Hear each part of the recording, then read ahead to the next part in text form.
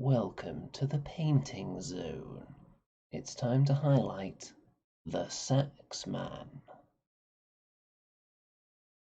Welcome. Join me on this perilous journey into the next step of painting a miniature. Last time we did base coats and washes. Now it's time for those sweet, succulent, tender, juicy, not necessarily moist highlights, because they don't stay moist very long, you see. Not like washes where the moisture lingers for quite some time. But I've got all my paints lined up. I've got Sergio the Sexy Sax Man from Bad Squiddo Games sitting right here. I've got the audience right there on the screen. See, I can see all your comments flowing in, as I know they will. Already got Owen and Batzuka commenting away. Several people watching already. We'll see whether people get bored of this after the first episode and don't bother tuning in for this one. Time will tell.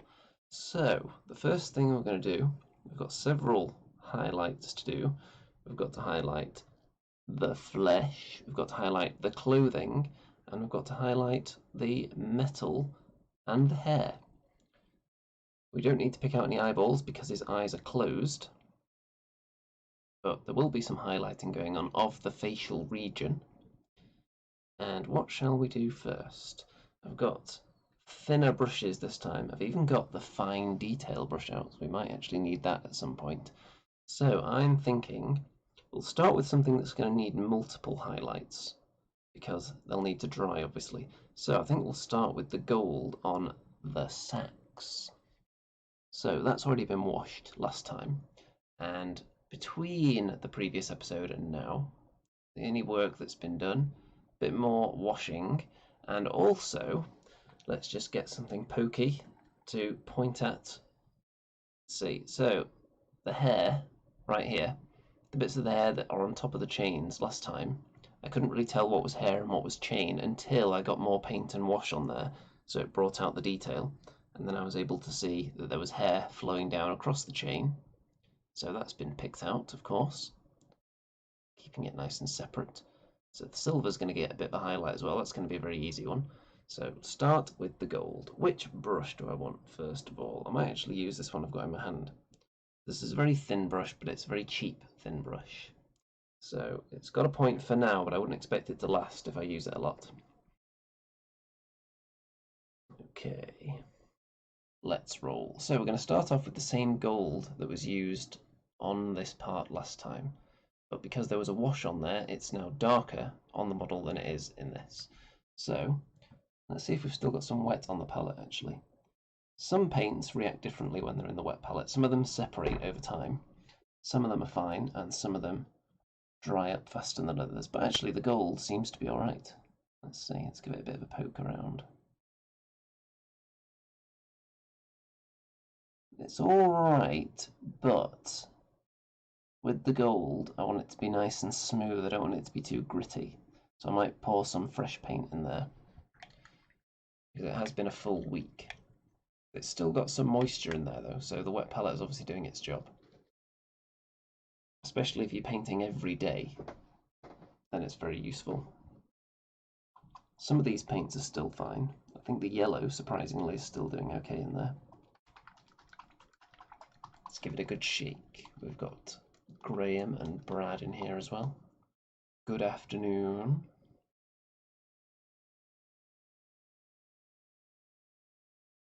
What's everyone else working on today? Owen is apparently painting gobbos. Nice. Okay, here we go. And you know, this is such a professional setup I've got here now. Out of camera shot, there is actually a series of little pencil marks on this paper showing where I should be holding the miniature to keep it in camera view when it's at certain heights and so on. So top-notch professionalism here, and pushing this channel, frankly, into the stratosphere of production values. Here we go with the first gold highlight. So this one, I'm not going to be going on the edges too much with this one. This is mainly avoiding the crevices.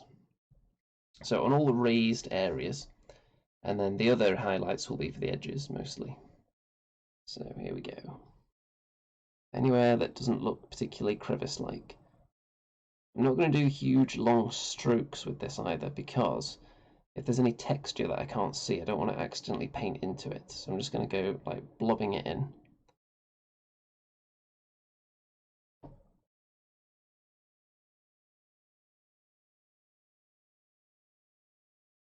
Especially metal miniatures, there'll be a lot of texture that you don't necessarily get in smoother materials like plastic.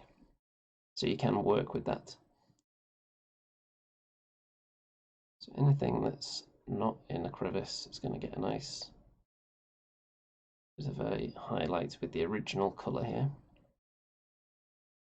Of course, you can get a similar effect by just precision washing instead of having to do these two steps.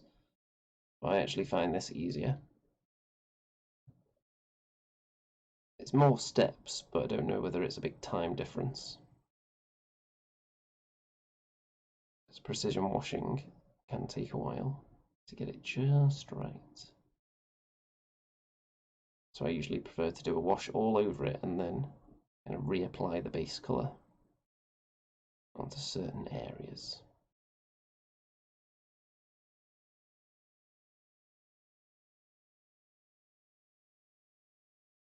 Hope all you amateurs out there are picking up some top-notch professional level tips here.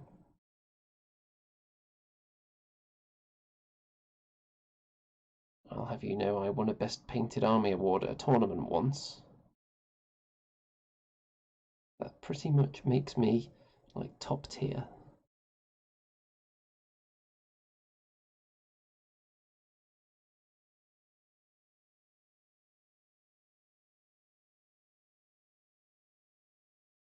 Okay, there we go. You can see immediately that it's much shinier because the wash was quite matte. So almost done with this colour now. In case you've seen my Kings of War Abyssal Dwarves, by the way, I'm going to be using exactly the same gold highlighting method that I use on those. So let's rinse off the old brush. Brad is working on a bowl of oatmeal because it's 9 AM. And apparently that's oatmeal o'clock.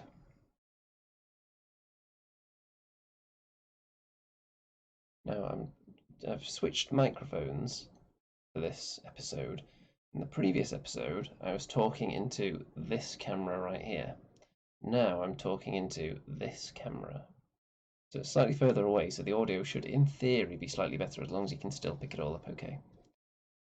And hopefully if I like tap the table, it shouldn't shudder all the way through the camera quite so well. I've even got a piece of foam propping that camera, so should absorb some of that sound. Let's give it a little test. I'll just tap the table and tell me if it's horrendously loud. Should be fine. So next, while we're waiting for that gold to fully dry, we don't want to apply the next gold highlight immediately, so let's move on to something else.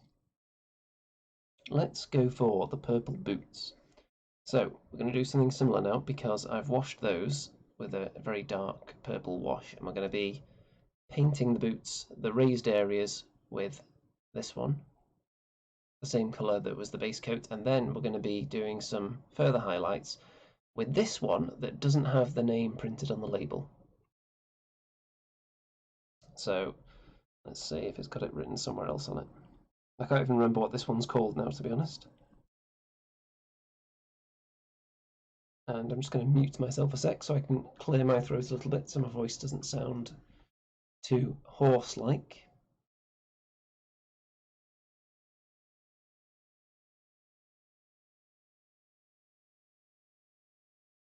There we go. Okay, so purple it is. I kind of wish this did have the name on it because I thought, well, I'll just remember what the name is. But it's been quite a few months since I used it now. I suppose I could just look at the receipt from the online purchase that I made for it. I should just write it on, shouldn't I? That'd be the easiest thing. Here we go. Purple. Actually, I didn't check to see if this purple's still wet on the wet palette. Let's see, which one was it? There's a couple of blobs of purple here. Some of them were dried from months ago.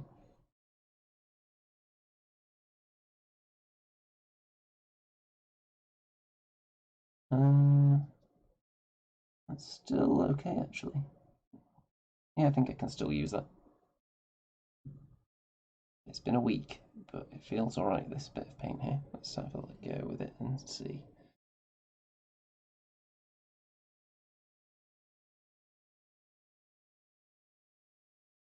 Might put a little drop of water on it in the wet palette, just to loosen it up a bit more.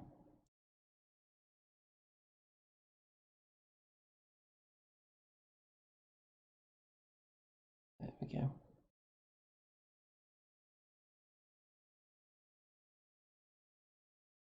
So I'm not going to go too wild here. Again, I'm going to be avoiding crevices.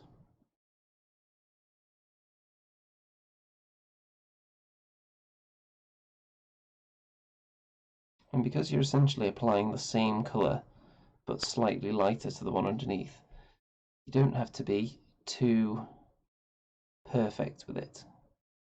You don't have to catch absolutely every raised area, it'll still look fine. Especially when there's very little difference between the two coats. You have more leeway. So there's also the belt as well, and also I painted on a little hair tie on the back there, if you can see that. I might get the fine detail brush for that one though, because it is very small. We've got Daniel in here as well. Owen says, what are you thinking of using this sax guy for? I don't know yet. I haven't decided whether he'll be used in any of my armies or whether it'll just be for fun. If I can't think of any use for him, then I might just give it away as a prize or something. But I might have a use for him.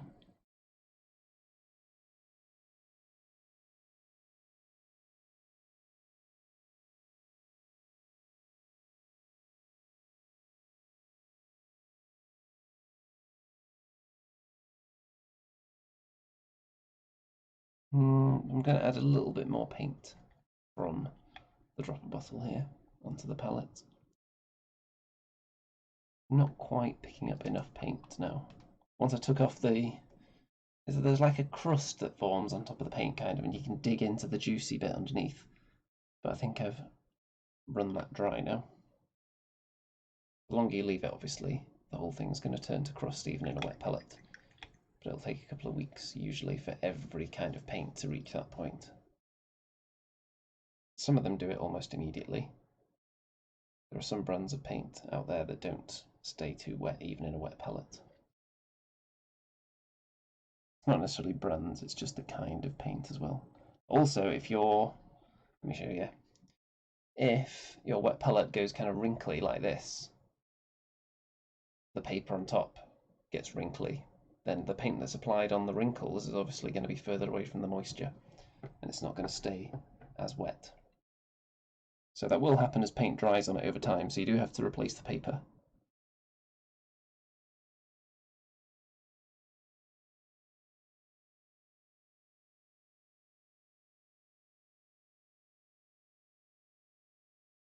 With the Army Painter one, you do get lots of spare paper though. I think you get 2 sponges, and I haven't replaced the sponge yet. And I think it's about 50 pieces of paper, might be. I'm sure it will tell you wherever you're buying it from anyway. But it's quite a lot. Let's see if I can do the hair tie with this brush that isn't fine detail. It's a risky manoeuvre, but I need to highlight the hair anyway, so I'll be getting the yellow out.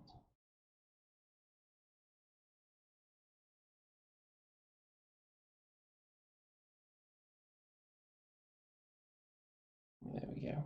So you won't see too much difference with the boots yet, but they are going to get some edge highlights.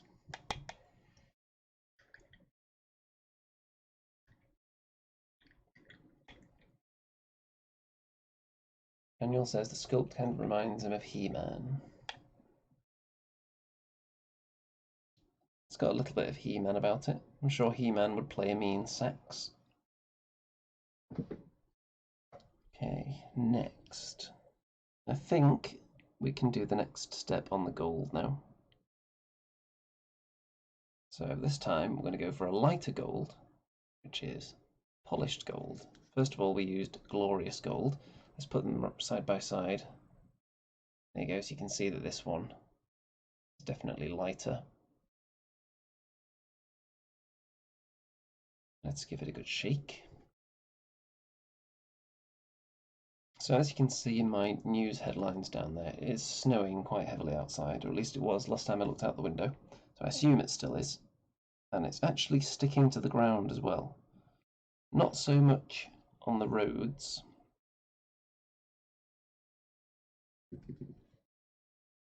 But it is sticking. Any grassy area is quite snow covered at the moment. I think the ground is already a bit wet from rain on the road, so snow doesn't like that.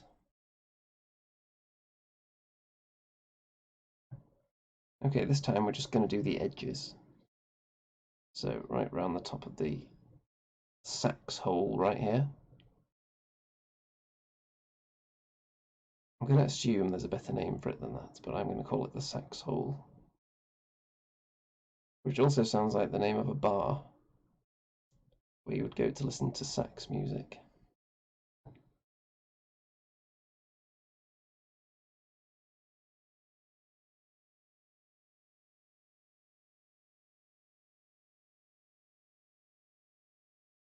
Anything that's an edge is going to get picked out here.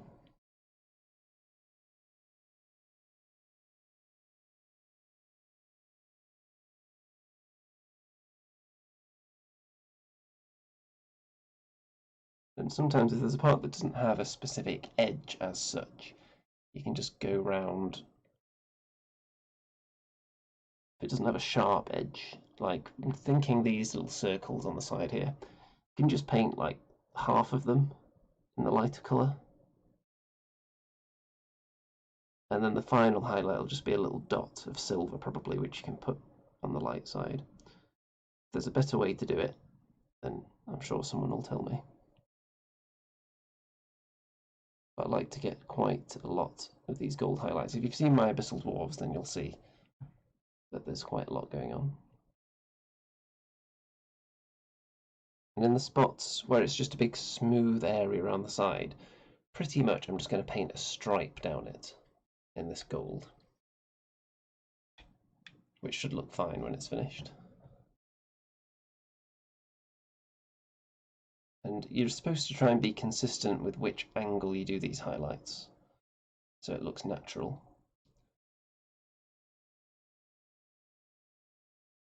So I'm holding it, and the way I'm holding it, the paint is picking up some of the light, and you can see where it's naturally catching the light. So I can pretty much just paint roughly in that area with the stripe. As long as you hold it from the same angle. So around that little corner there.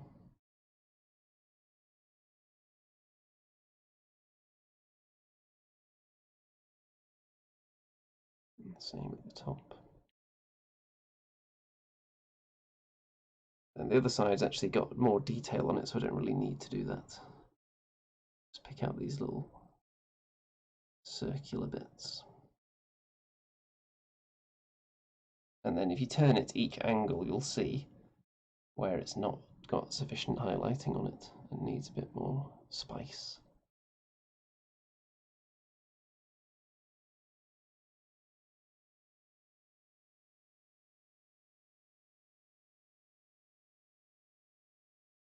Okay, so there's a second highlight. Oh, should we have a bit on the front as well? I think so.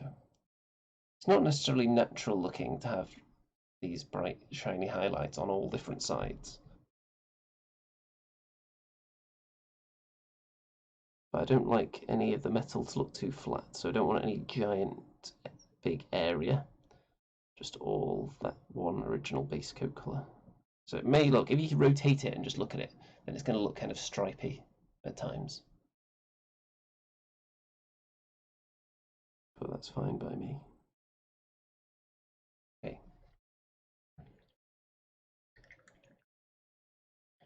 Daniel says natural schmatral. Yeah, you don't hear that enough these days, do you? When you want to What's a good word?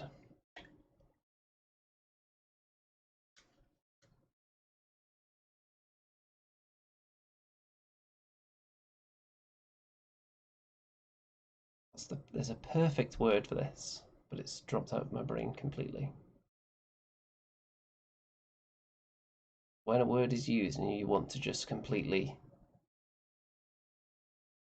like disregard it, so you just repeat it. You say the word twice, but the second time you replace the first letter with sh or shm. Brush on the floor. It's not got paint on it though, don't worry.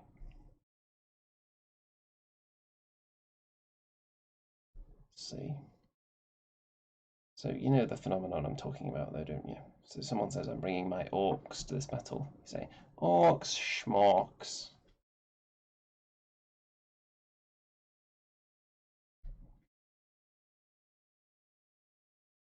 Let's go for the fine detail brush now, because I'm going to be highlighting the silver. So that's going to be the gold, not doing the gold yet, just the silver for now. The tiny little silver bits there, the little tiny chains, and the chain links here and around the neck. So I want the fine detail brush because I'm only just going to put a tiny little blob on each of them.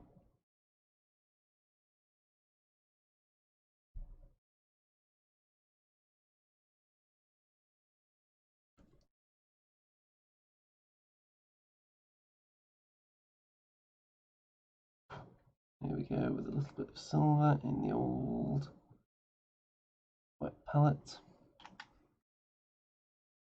And I'm going to have a tiny bit of water on the brush as well. Just a teensy bit. Because I don't want paint like blobbing up on the fine detail brush, so I want it to be fairly thin.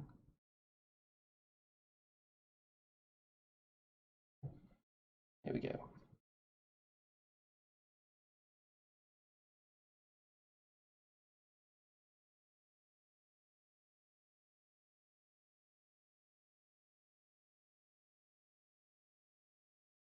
Now, some people will go a step further than this when highlighting silver and use a tiny little blob of white on it.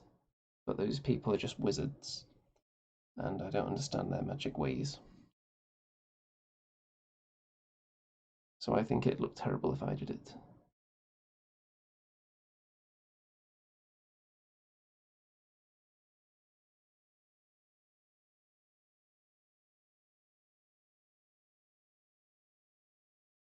Okay, there's the chain around his wrist done. Let's do the neck.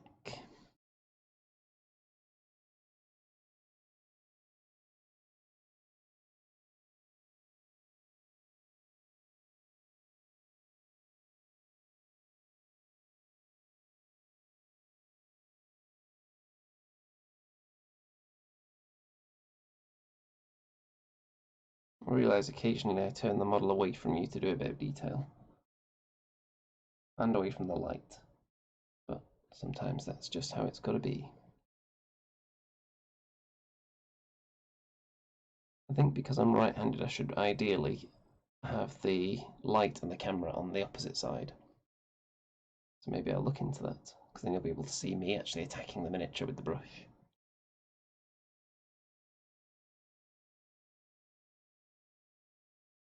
Okay, now we're going to do the tiny chain that's adorning his belt. Bazooka is here for the tips and butt highlights. There is going to be butt highlighting, and it's going to be tender.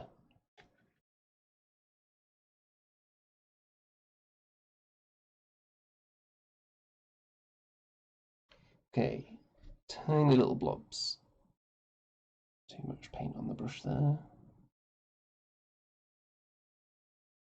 So this is high precision here.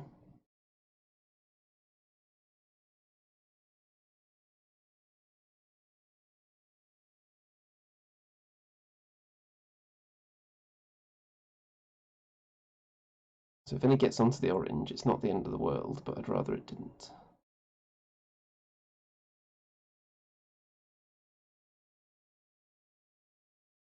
With the fine detail brush, you'll want to be rinsing it off and reapplying paint more frequently than with any other kind of brush, because it's so tiny.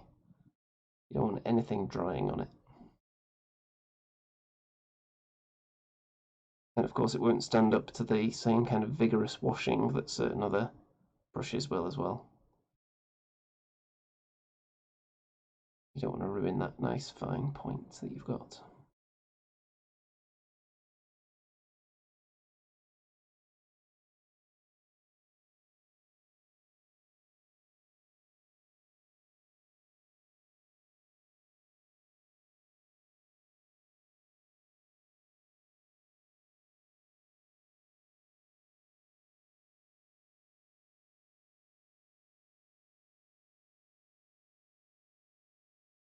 Okay. You can see the silver's a bit more varied looking now.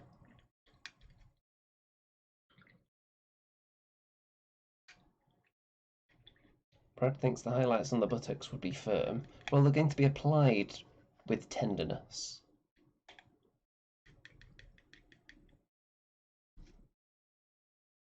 I don't know if a highlight itself, once it's applied, can be considered tender, but it'll be applied tenderly. So, while I've got the fine detail brush, do I want to do anything else with it right now? Yes, I'm going to highlight the rest of the sax with silver now. So, with this, I'm going to arbitrarily pick out some points that I think should have an extra strong highlight on them and do them silver, mostly dots of silver. So when you're really close like this, it might look silly. That's how I feel about it anyway. But when you're standing a foot or two away from it, or if you see it on the battlefield, then it should look fine. But I don't normally subject my miniatures to this level of scrutiny to the public eye, like right up there, zoomed in so close. So I don't know how it's going to look.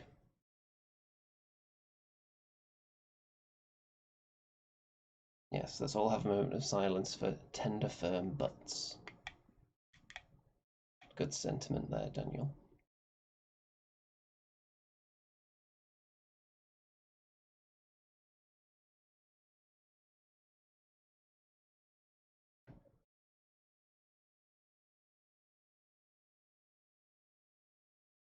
Here's an idea.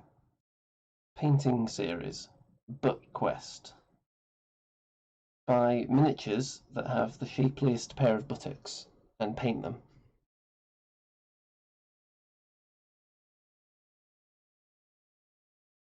So this is not going to be quite edge highlighting, it's going to be corner highlighting because we already did the edges with the last gold. And now this is silver, so we're just going to do tiny little dots on corners. Preferably corners all in the same direction as well, so it looks a bit consistent.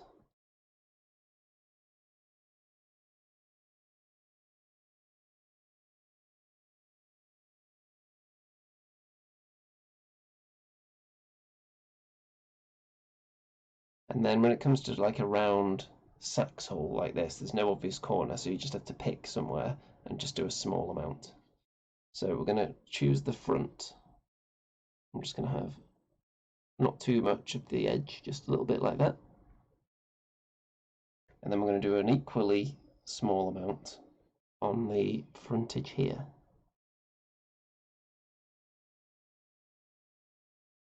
Just a little bit. You can't really see it too much there because it's actually catching the real light, but there you go. I think you can see it now. So it gives the effect of a bit of shine going on. We'll put some on the back as well. So it looks like the light is coming directly from this angle here straight onto him. So we'll put some silver all up here. Not just a constant streak, but just little blobs of it here and there. So it looks consistent. And then just a few little bits around the side as well on any raised blobs and such, on the corners of them, and anywhere else you think it's necessary. I'm sure some people out there are way more precise with this technique than I am. And it looks kind of naked on this side. So I think I might apply some around here as well. David says sax hole in all caps. Yes, that's right. This here, this is a sax hole.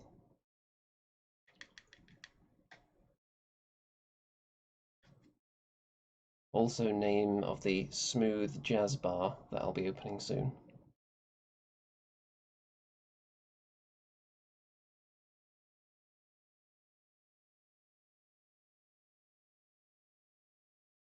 So let's have some silver down the side as well.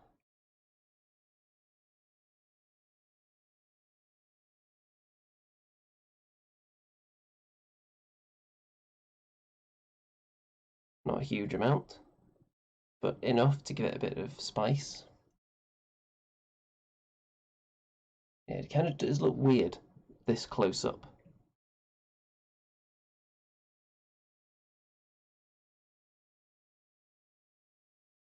But to the naked eye, when I'm not shining the light directly on it, it does look better.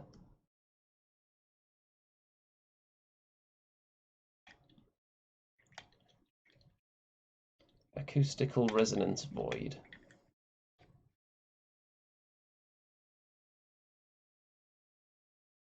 Yeah, this could definitely be used in a 40k setting as one of the noise marines. You could put it with them.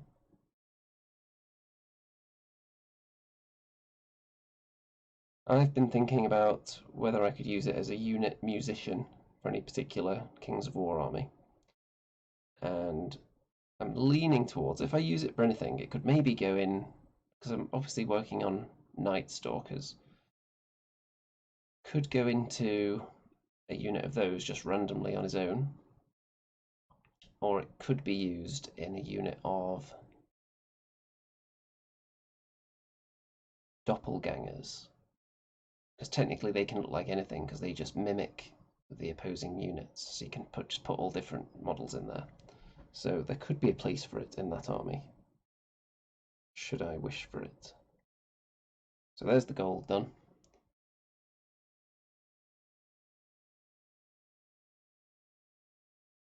Now then, let's move on to the hair. So I'm going to do the first highlight with the original yellow colour, because it was washed, of course.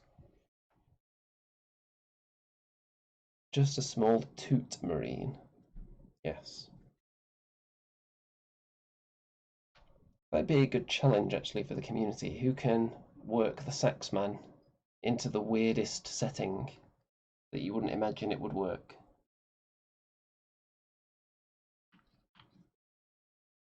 So anyone out there with an Imperial Guard army, perhaps? Sax Man leading them into battle?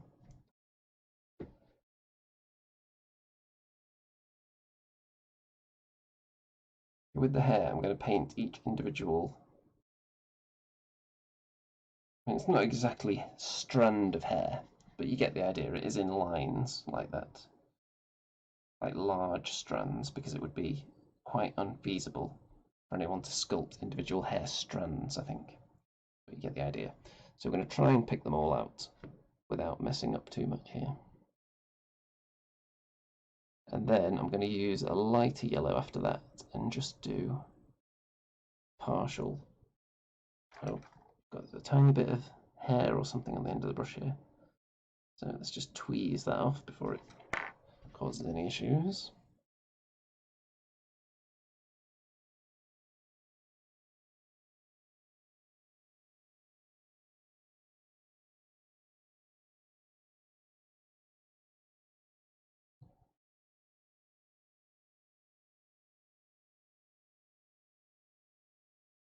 If you were actually able to work this into a Star Trek fleet combat game, I would be very impressed.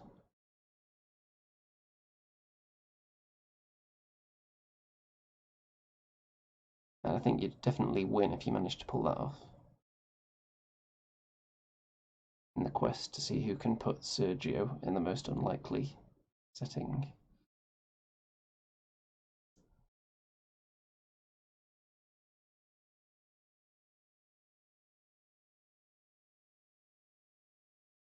I'd like to see him on that new Slanesh throne, actually, is the official sax player.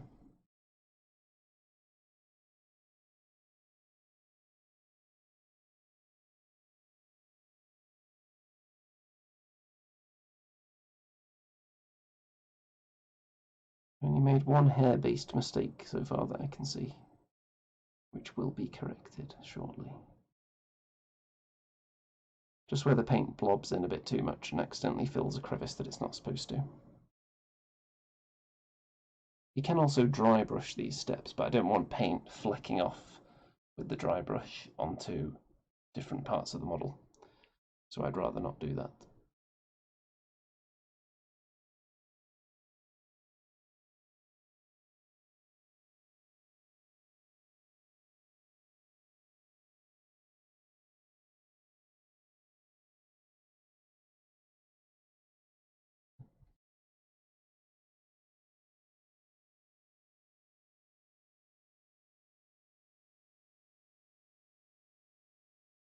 A little touch on the eyebrows while we're here as well.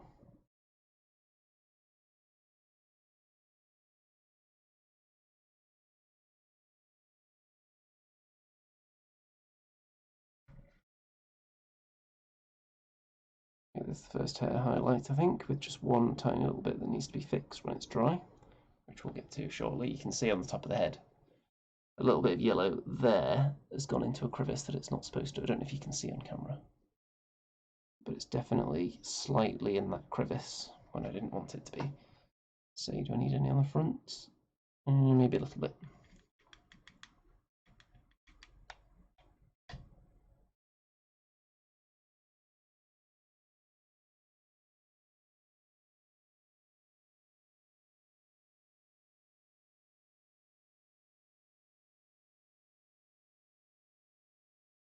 So where would you put your sax man then? Should start this trending the sax man challenge.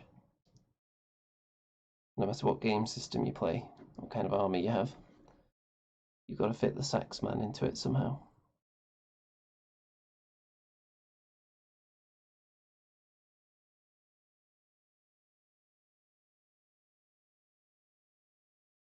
Before I say all this, I should really negotiate a cut of all sax man related profits, shouldn't I? Before I start driving sales through the roof. Too late now.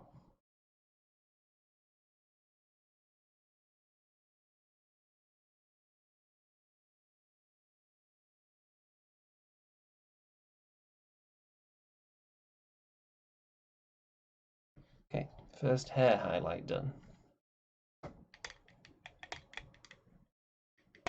Daniel agrees he would be good on the throne. Yes. There was also a diorama I made. Kind of a diorama for Kings of War. In fact, do I have it out somewhere? I might have it displayed somewhere. I feel like it's somewhere, not in a box, but I'm not sure. I'll go and look for it at some point, possibly. So, it's a musical diorama that was made for a Kings of War tournament to represent one of the characters, a special one-off character for the event that you could use in your army, as long as you make a model for it. And I chose to have a couple of musicians on the base. So I used the Mantic Ronnie the Bard, which I had probably from Dungeon Saga, or either Dungeon Saga or Kings of War or Vanguard Kickstarter, one of those. And I'd had that for ages, so it was a good time to use that. And I also had a, who's it from? It's a trumpeter, a trumpeter from, I think it may have been Old School Miniatures. And let's just say he's not playing the trumpet with his mouth. So I used those two musicians on the base. And if you're making like a travelling band, then you could find a musician from various different ranges and put them all together as a diorama. That would be a fun one. I think Sergio would have looked quite good on there with them. What do we want to hit next? Maybe we'll do some orange, which includes the butt. So, fine detail brush down at the moment. And we'll get this brush out. We don't need to be quite so precise at the moment. Let's see if we've got any orange that's still wet on here. Oh, this does feel quite moist actually. That's pretty good. I'm going to put a little bit of water on it though, because we don't want it to be at all greeny. Let's see.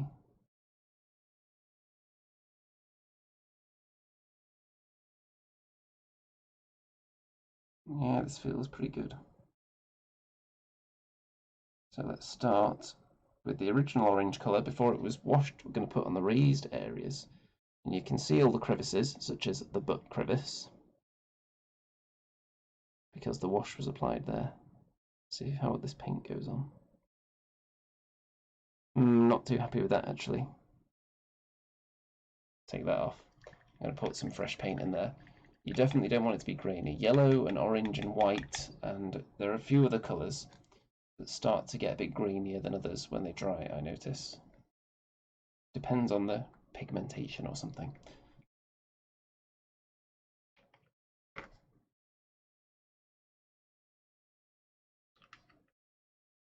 Depends on the range of paints you're using as well.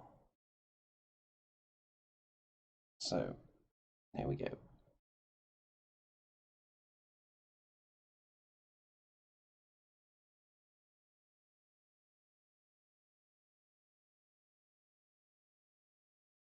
Paint each butt cheek separately.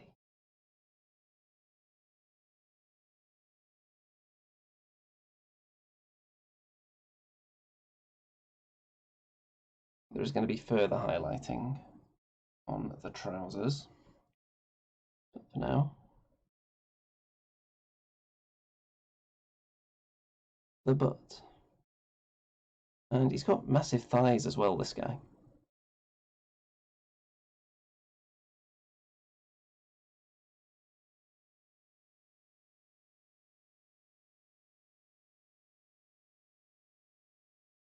He does not skip leg day, as they say.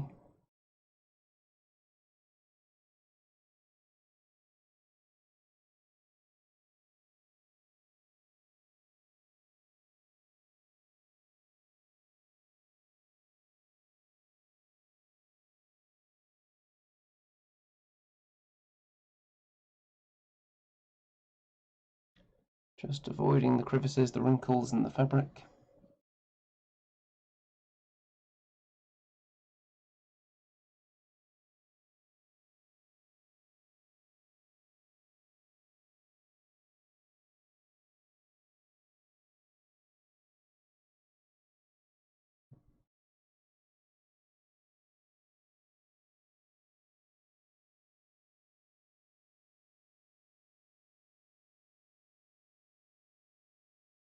So, for anyone who's been following, there has been a worldwide baguette shortage.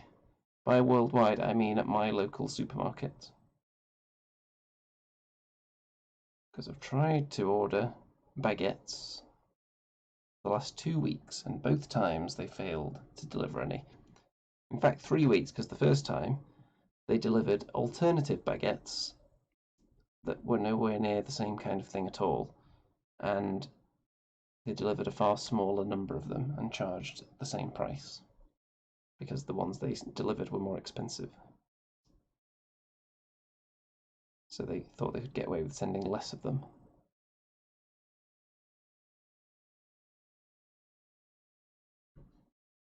Which is not acceptable if you ask me. So that shortage is still continuing.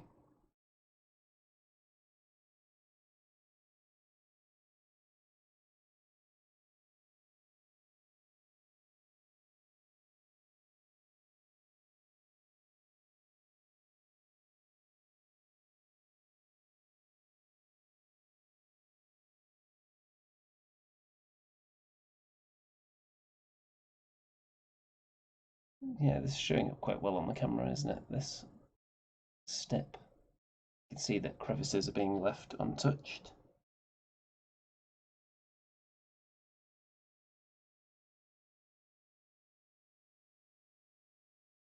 Sometimes the light actually makes it look more varied coloration than it actually is.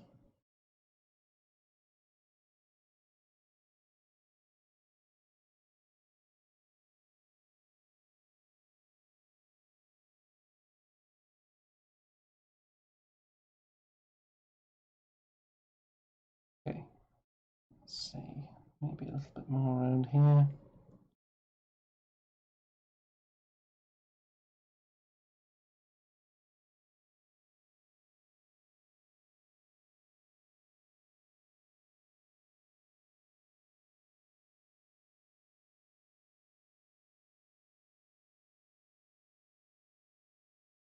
Okay, there's going to be more highlighting of the butt and the legs later. For now, let's see, maybe a bit more on the upper cheek area here.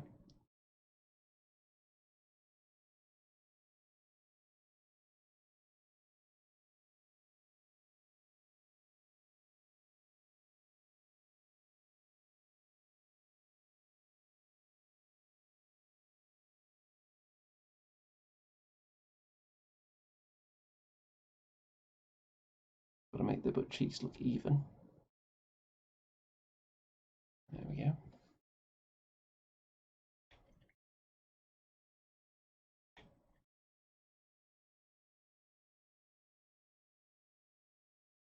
Anyone else painting anything at the moment? I certainly hope so.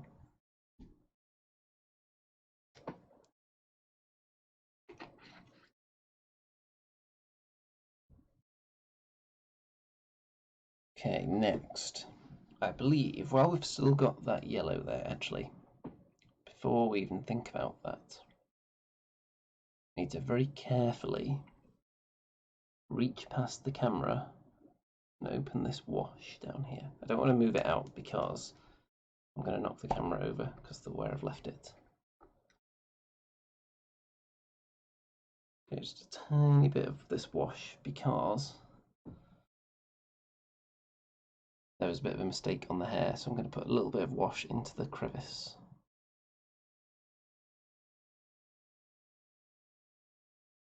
If it's too strong, just take a bit off with my finger, reapply it a little bit there. Maybe a bit here as well. Okay, there we go. So when that dries, it'll be ready for the next highlight on the hair. Hopefully the yellow will still be nice and moist in the wet palette by then, so I can just add a bit of white to it to lighten it a bit. Should be fine. So let's do the purple edge highlights now, which I'm going to use this colour for, which you can see it looks like it's separated in there. So I'm going to give it a good shake.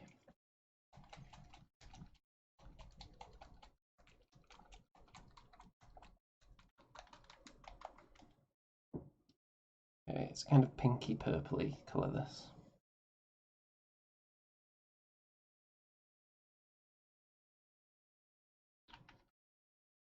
Time for the edge highlights. So there's certain areas where it's very obvious where to edge highlight, like edges, for example, around the top of the boot, very sharp edges. Other spots it's not quite so obvious. If you've got smooth edges, edge highlighting isn't as easy. So, got to be careful. So the hard edges, definitely. Let's pick out those suckers.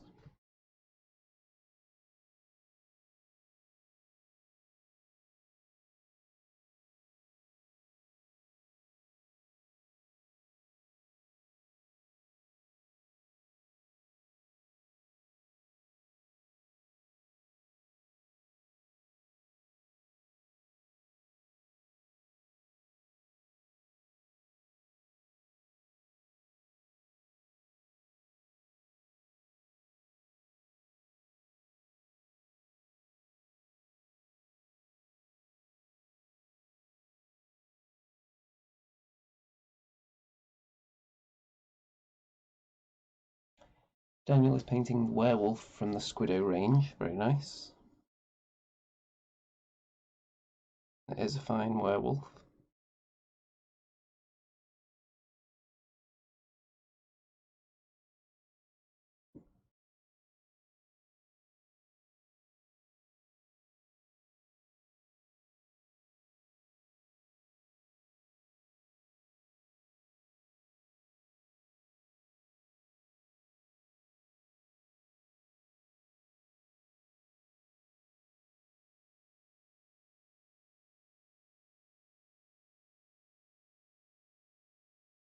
Okay, so you can see the edge highlighter on the top of the boot there.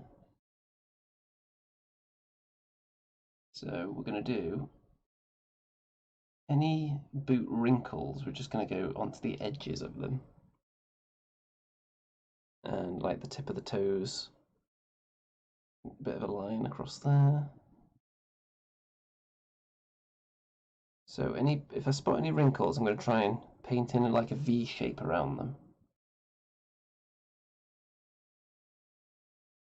So let's see, don't want too much paint here. On the back of the boot there.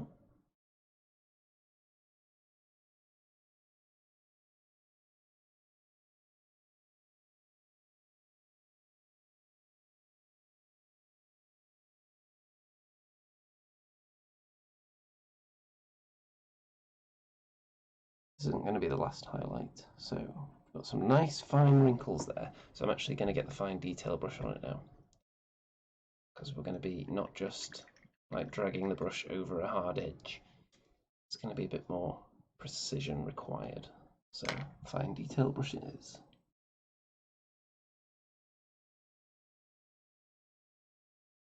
So here we go.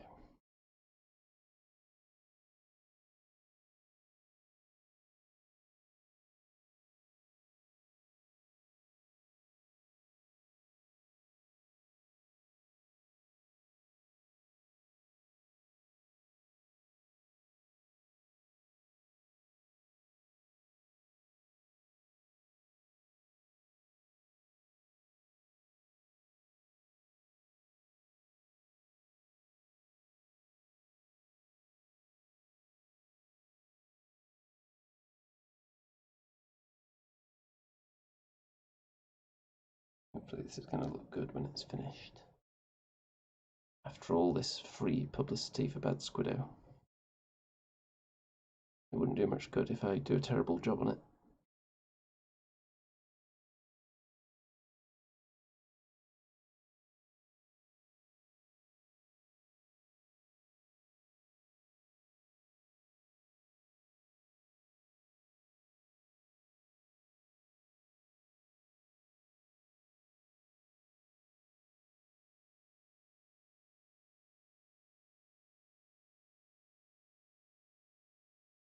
Okay.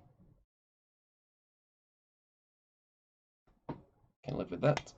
Now I'm going to do the belt. So this is another very high precision area as well, because I'm only going to be touching the top of the belt, which is a very tiny target area, and I can very easily get some paint accidentally on the skin here, which is why I haven't done the skin yet, because there's a high chance of that happening.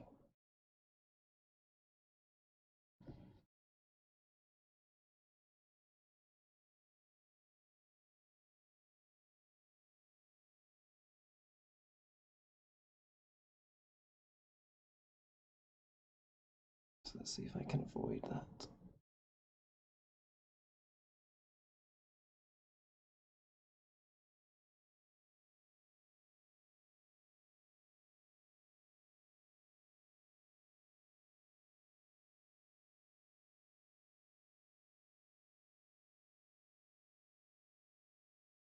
Okay, the hair tie is another one that's going to be difficult as well. So let's attempt that.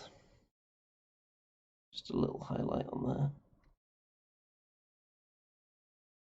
There we go. Okay.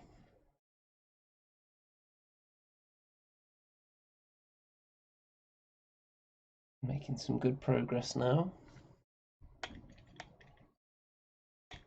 Daniel thinks it's gorgeous.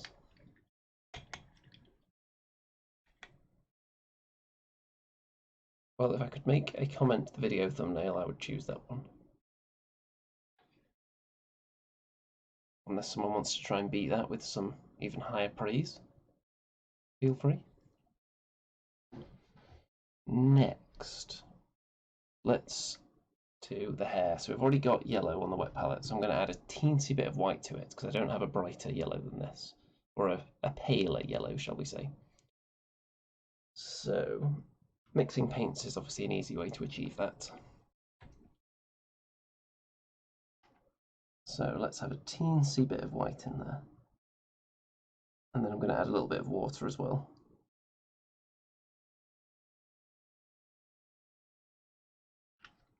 Only a tiny bit of water also.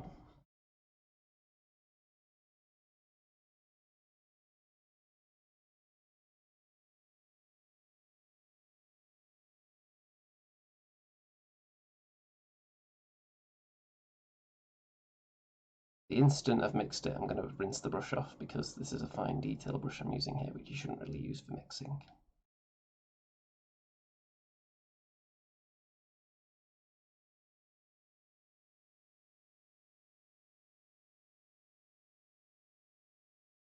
Okay, I'm happy with that colour now.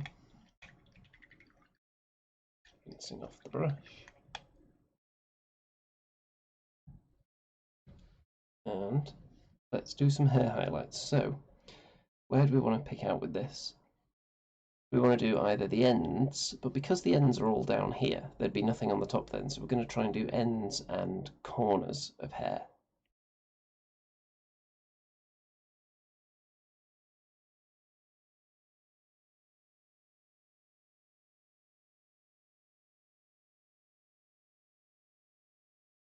So let's see how this looks.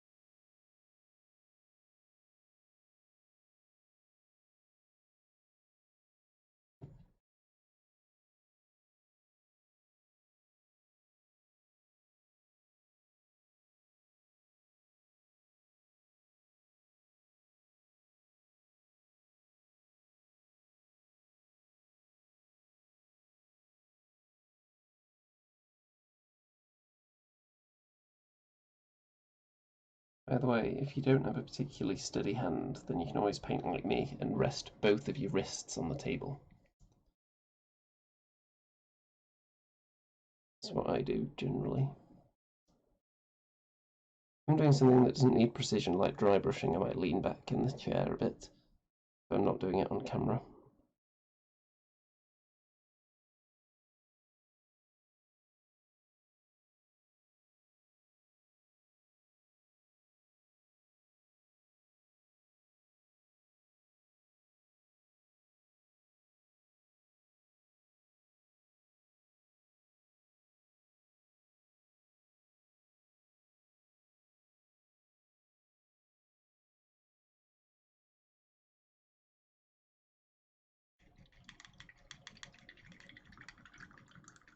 Only 5 likes on this video so far, frankly, that's criminal.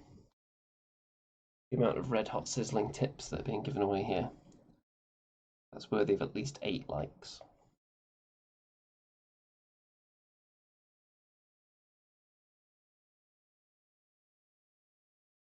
Oh, there's one. Popped up.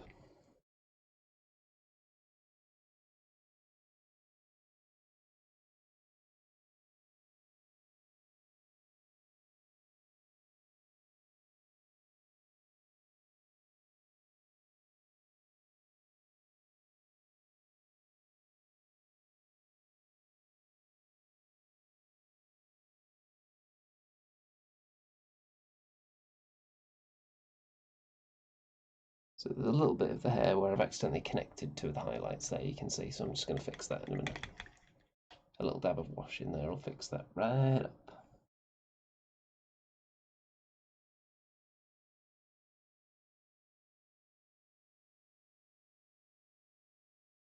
So a little tiny bit on the front of the hair as well, I think.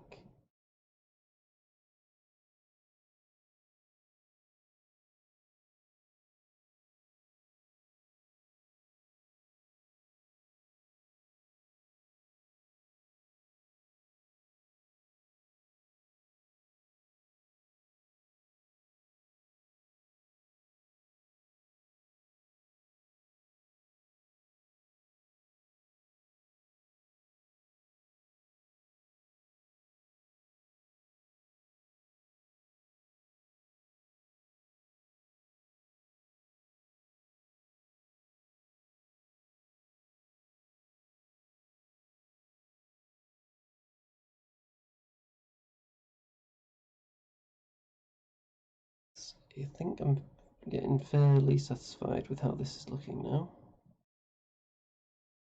Once I fix that little mistake I mentioned. Right from there, I think that's looking quite nice.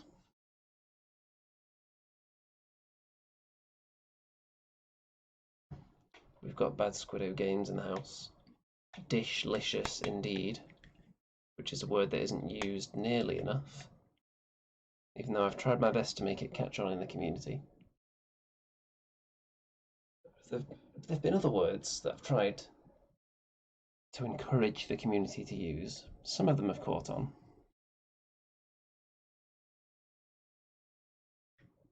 Dishlicious needs to be a bit more widespread though.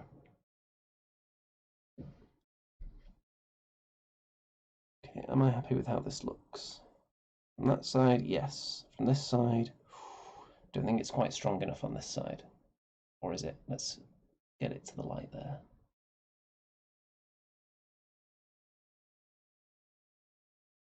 Yeah, I think that looks alright actually. How about the front? Yeah, I can live with that. So Annie has finished all today's work tasks, so now it's big tidy time apparently. Good job.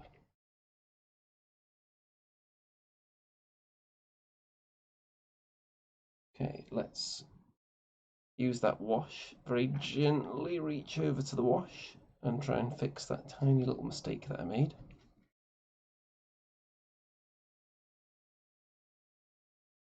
Very carefully.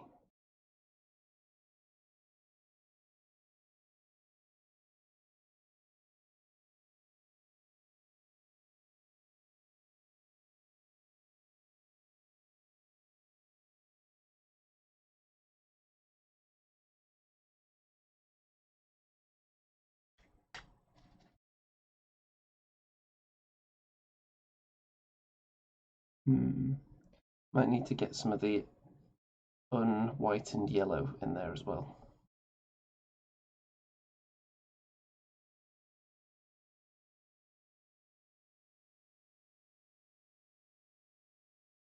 There we go, that's broken up those two highlights now.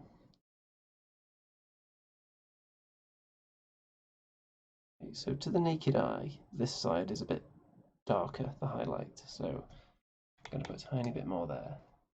Doesn't show up on camera that well because it's very well lit, but in natural lighting there's a slight difference. So we'll have a little bit of a stronger go at this side.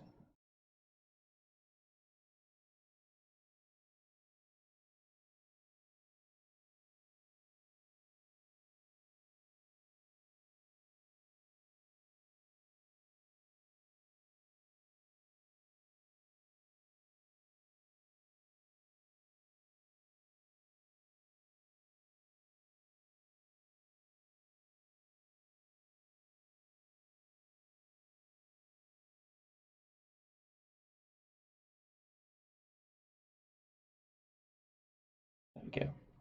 There's the hair from above.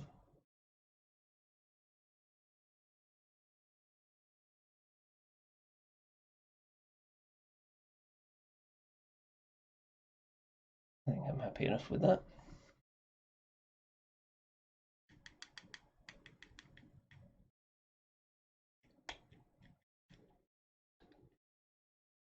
Currently Googling skull with hair. Interesting.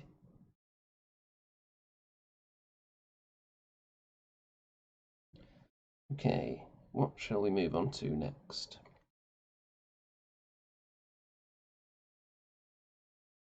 We've got the skin left to do. We've got the trousers left to finish. We're going to lighten the orange a bit and do some kind of highlighting on there. Just small highlights. So I think we'll try that. Skeletal queen. Interesting. Okay. Let's take a bit of white, put it next to the orange in the wet palette, and then mix a little bit of that together. I don't want it to be too light though. I've tried various ways of highlighting orange, and it's not that easy in my experience. Usually just a lighter orange is the easy way to do it. Yellow is also an option. If anyone else has tried any other ways, let me know.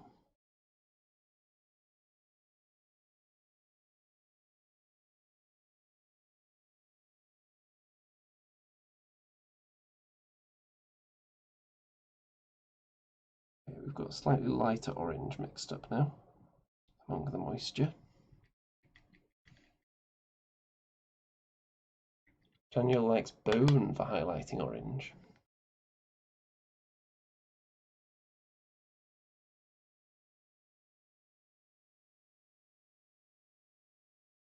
So now we're just going to go round and around the corners of crevices now. We're going to do this because you can't really edge highlight exactly because it's just a pair of trousers. There are no smooth edges except maybe on those, no hard edges except maybe the corners of the butt cheeks.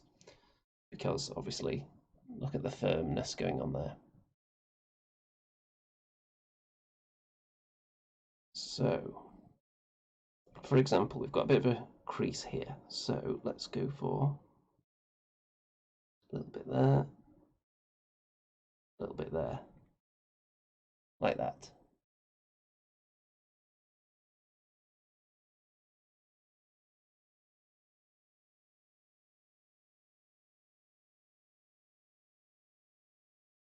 Just little thin lines here and there. Doesn't have to look supernatural.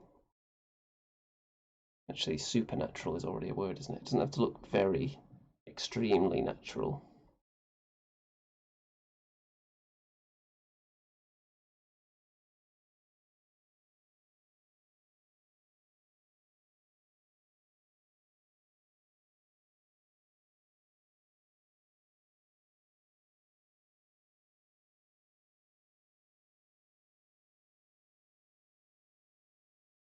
Hypernatural.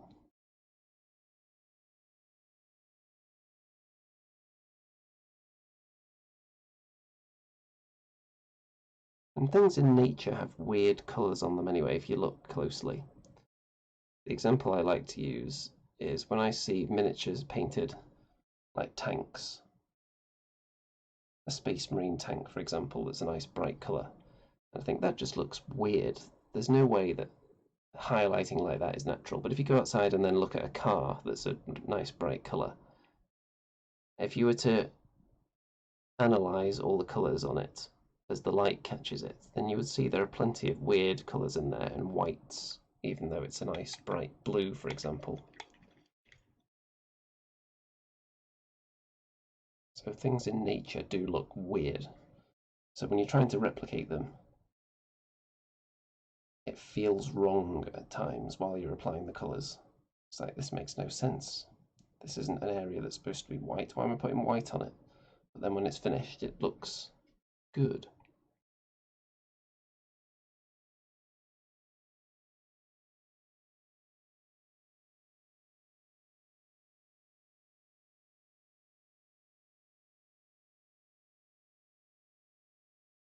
Okay, we're going to do some butt cheek highlights now. The moment you've all been waiting for. So we're just going to go around the corners, the insides of the two butt cheeks.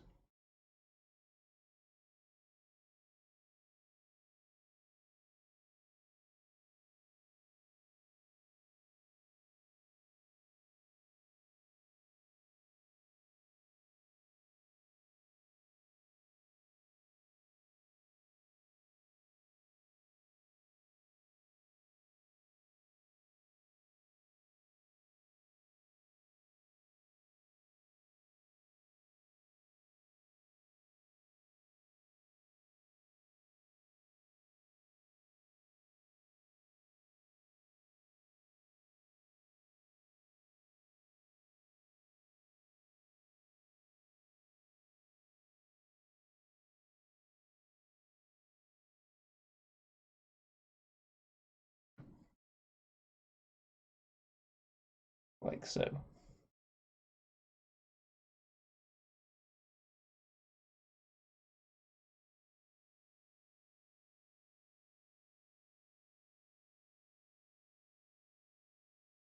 So is that too strong though? Does it need to be more subtle?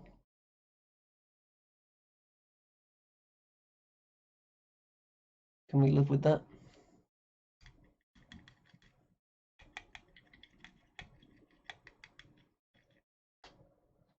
So obviously the butt cheeks are rounded, so there's no exact spot where the highlight needs to be.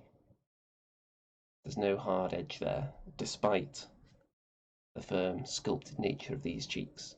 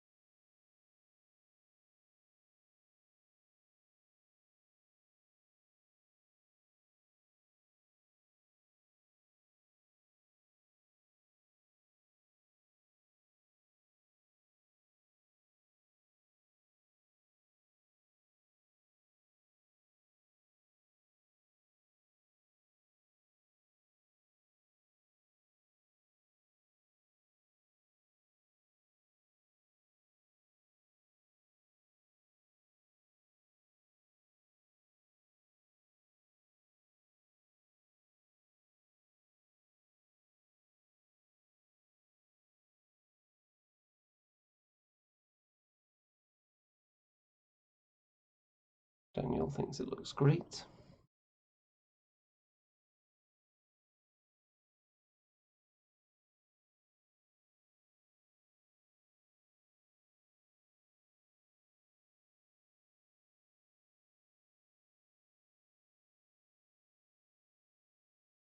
Okay, it looks much brighter to the camera than it does to the naked eye, these highlights, so I could just tone them down a bit as well. They are quite strong.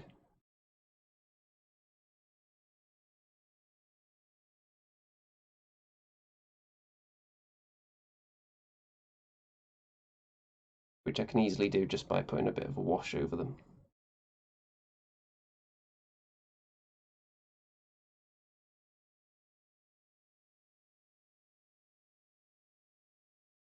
That highlight strayed a bit too far there. Have some regular orange on the butt again.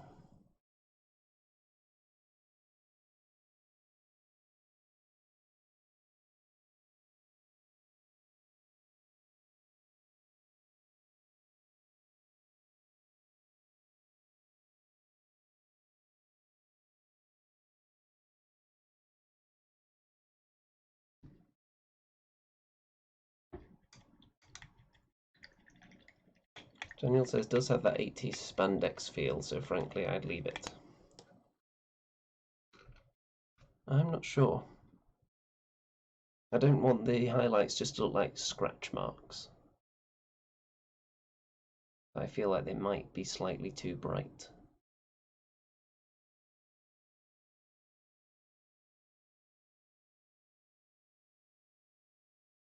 While we work on the next thing, I'll let people weigh in on that anyway. So the boots. We're going to need some corner blobs on the boots now. So we need an even brighter pink now for that, which we do have somewhere. Let's see.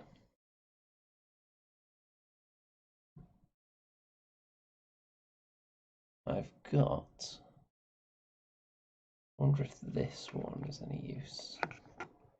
I've got this Gene Stealer purple.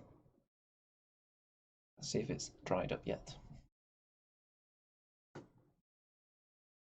Looks like we've still got some moisture in there actually. I might poke it with something to make sure. Let's see, have I got a stick nearby? Must be a stick somewhere.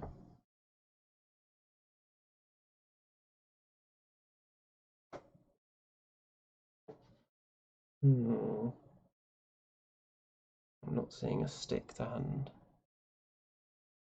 You should always have just a little pot of cocktail sticks or something when you're painting. I don't want to dip. I'll use a different brush.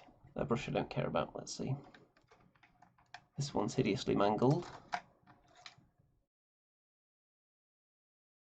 We've got G in the chat. Hello there. Okay, here we go. Let's start prodding around in there.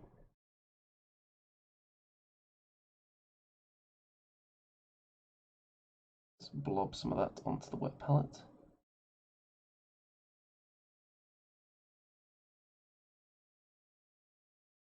Looks like it's separated a little bit.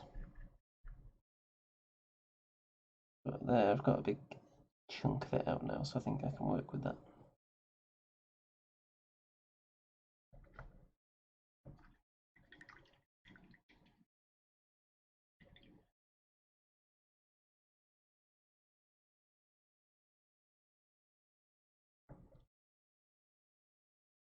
Okay, here we go. So we're going to do some little corner highlights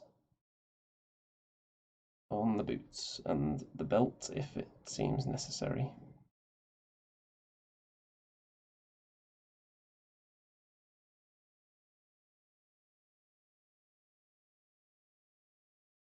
The areas that were edge highlighted before, just the very corners of those now.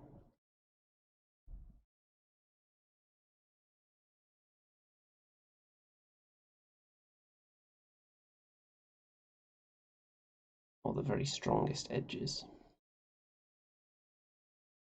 So for example here we've got 3 kind of sharp sides that converge into a single point, so we're just going to drag a little bit in from each of them. Make it into a little point there. Same here.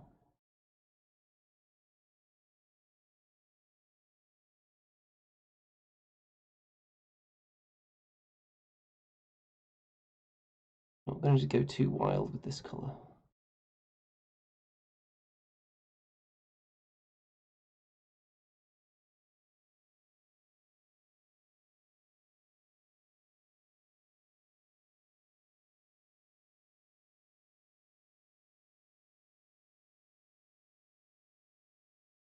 Just the corners pretty much.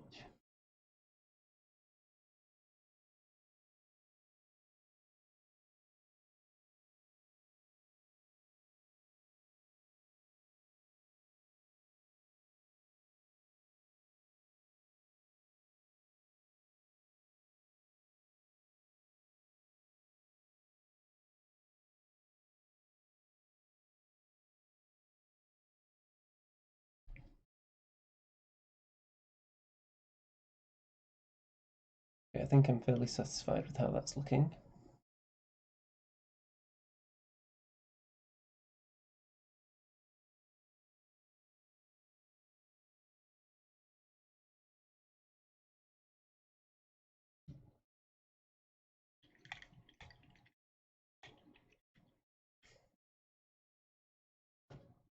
Daniel says if you tone it down, a sepia wash would be good.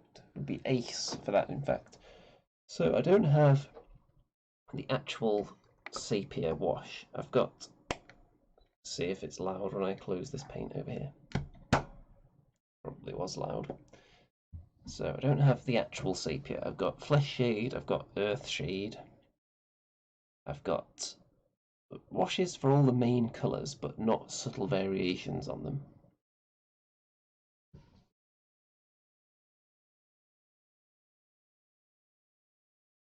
So we're going to be doing the flesh shortly.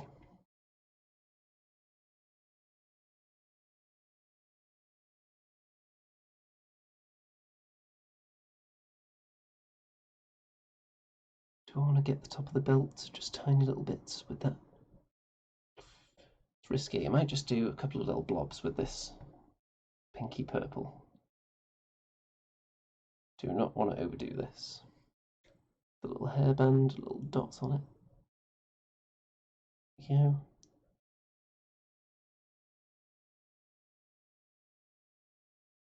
Just little teensy bits. Don't want to go all the way along the edge.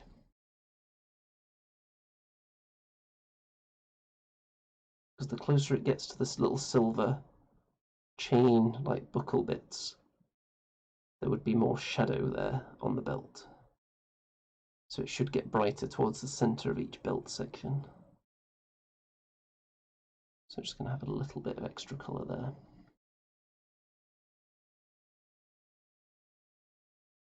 There we go. I think that looks fine.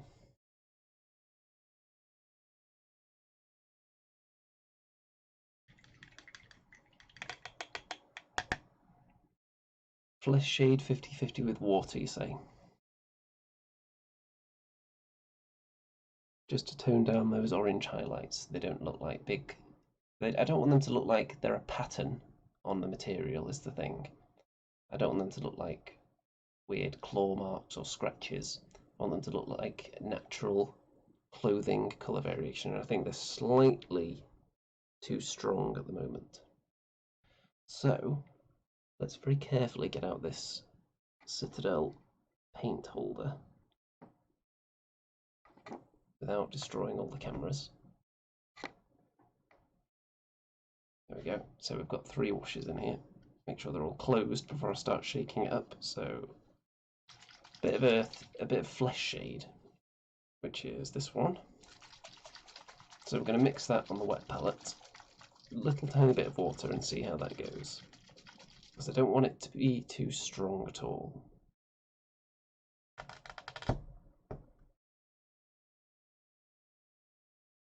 Taking the advice from the chat here. So now a tiny bit of water.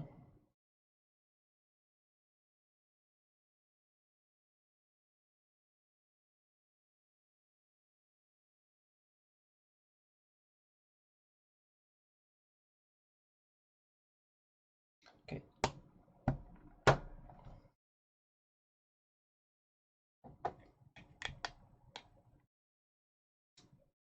So let's apply this with, we don't need the fine detail brush, let's have this one here.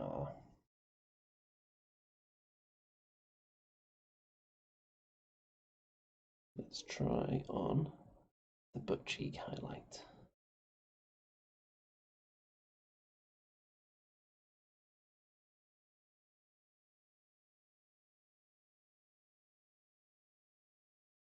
So I'm not trying to totally mute it, we just want to slightly tone it down. So just spreading this around. So it shouldn't overly darken anything. It should just tie the colours together a bit.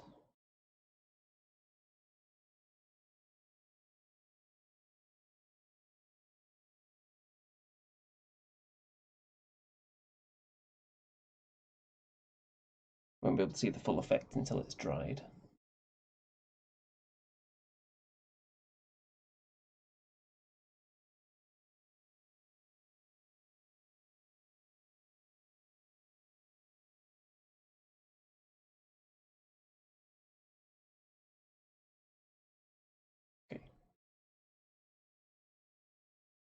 There we go. Hopefully that's going to leave them looking more subtle when it's dry.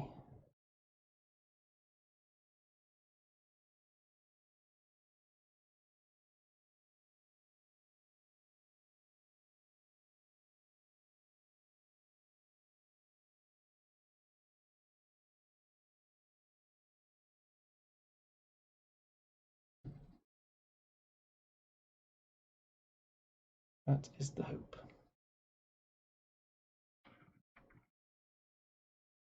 So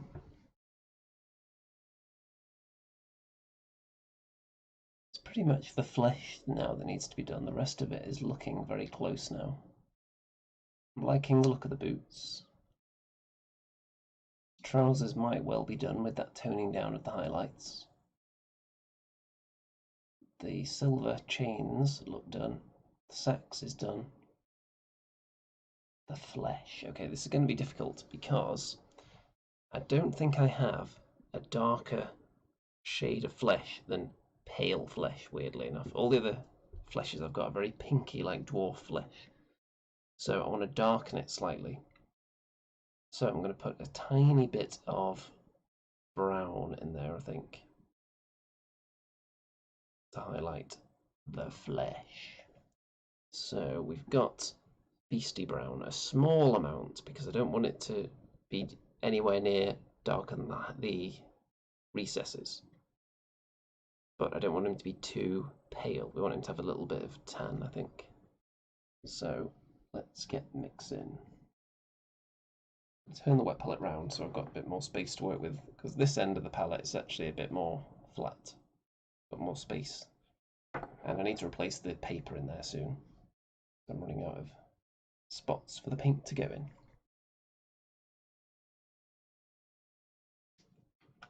Okay, flesh. It's a nice blob of flesh. Now a small amount of brown is going to go in there as well.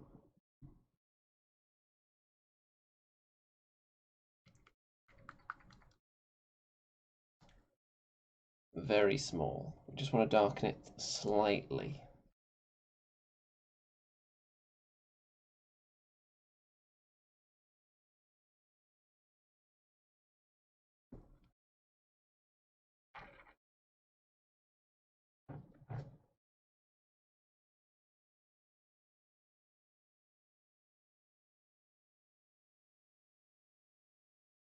I've put the brown next to it and I'm like teasing different little strands of the brown into the flesh colour until it's the right colour.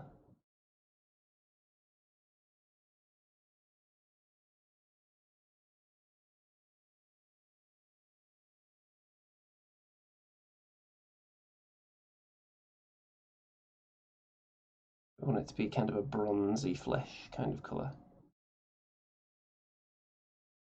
rather than pale. So I think we might have achieved that.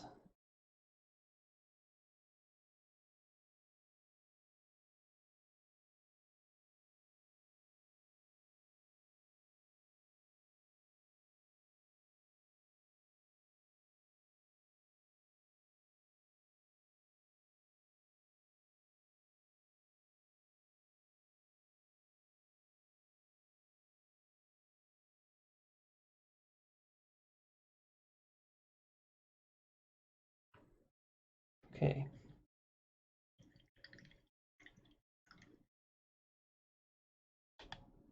Let's start highlighting a muscle and see how it looks. And with this, because it's just large areas of flesh here, I'm not that bothered if it ends up a little bit too pale, because I can always tone that down further with another wash later.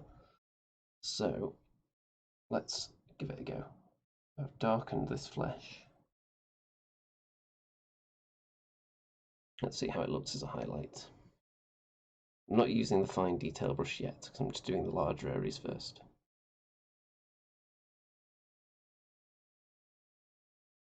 So going around any crevices.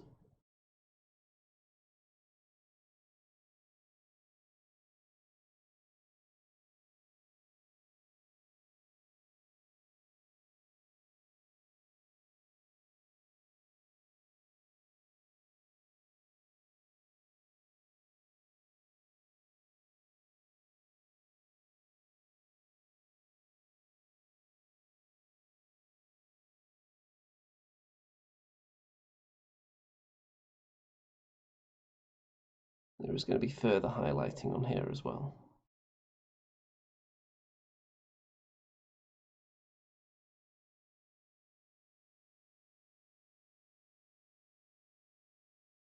I think that's looking alright as a colour so far. Not too pale. I'll be using the fine detail brush when I get to the fingers down there. Probably.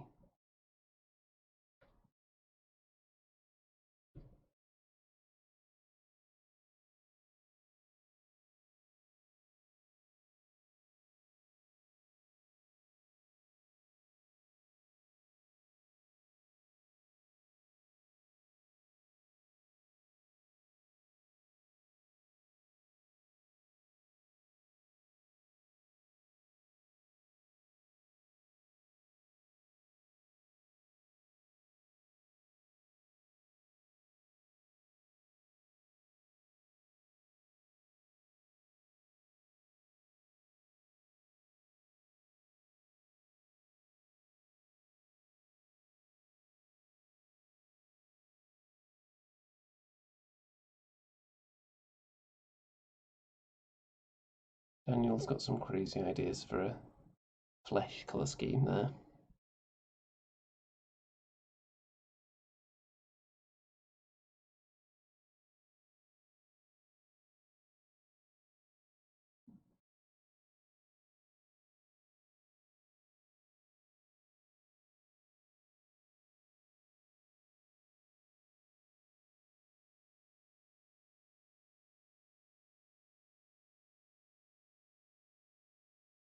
I'm not going to highlight over the tattoo, don't worry.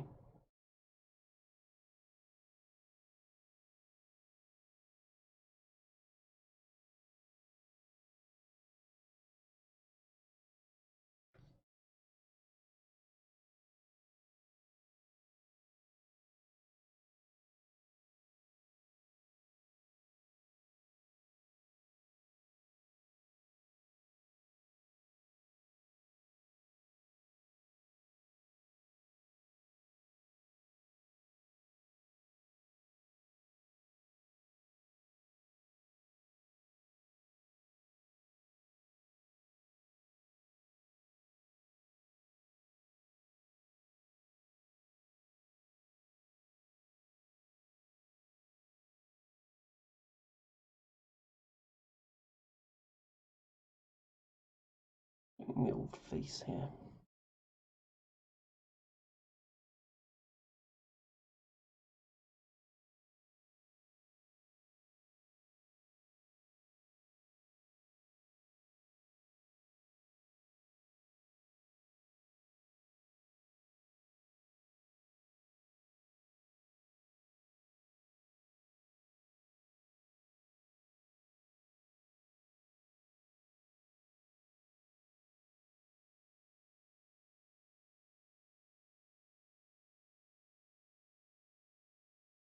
So has anyone been using their official Andy 2D6 hobby bingo card?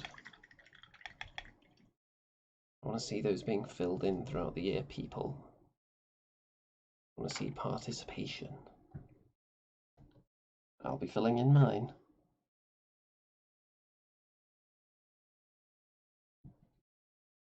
Time for the fingers.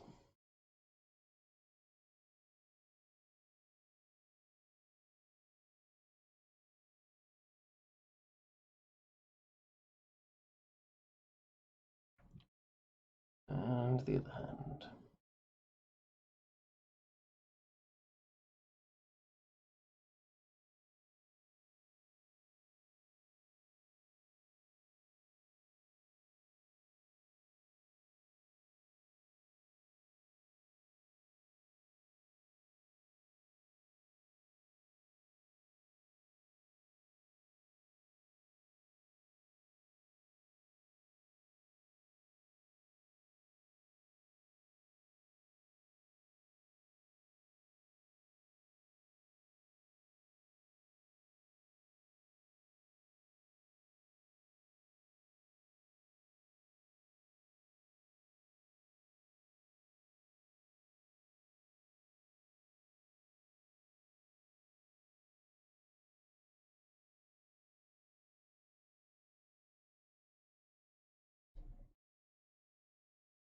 Almost done with this layer on the skin now.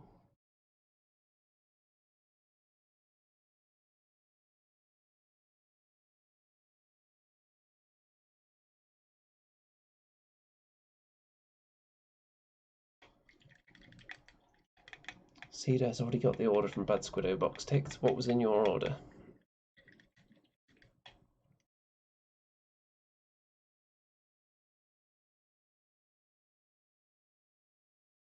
Okay, I think the orange definitely looks better now that it was slightly toned down. Definitely to the naked eye. Less so on camera, I think. But to the naked eye here, it's looking fine.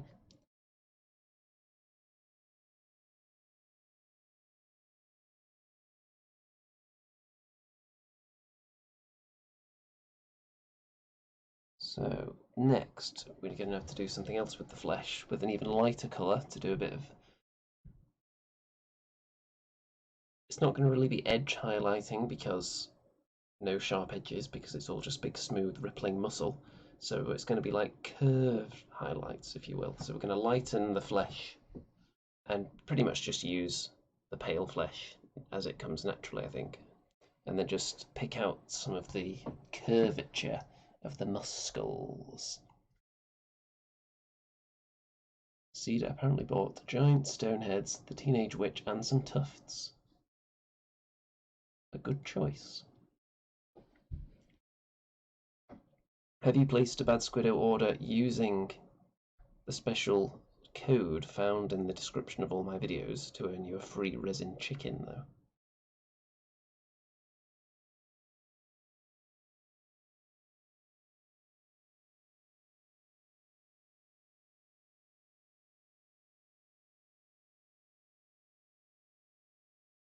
Okay, let's highlight the flesh further, because that's pretty much all that's left to do. Anything else after that is just purely if I feel like adding more. I could pretty much call it done now if I felt like it. And I think that would be fine. But it's just one model, I'm not doing a full unit, so I might as well go the extra mile and try and take the highlighting a step further, like I've done with the hair, which I like. I like how that's come out. I like how the boots have come out.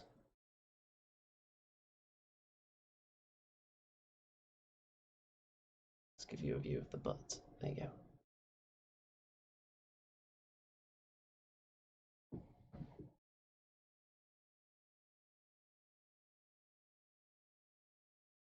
Yes, there are some issues with certain countries ordering things from the UK right now. For a variety of reasons, all of which have converged at the same time. So we'll see how that goes throughout the year. I'm sure if you keep an eye on the news, or keep an eye, I'm sure Annie will keep people updated specifically for Bad Squiddo orders, what the current issues and whether they've been resolved for any specific countries.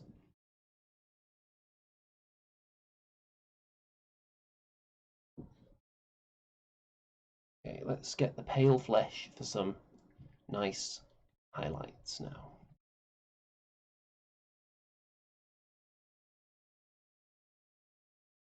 Yeah, you don't want to forget that chicken code. Anyone ordering from Bad Squiddo, if you're not using that code, you're missing out on a free chicken.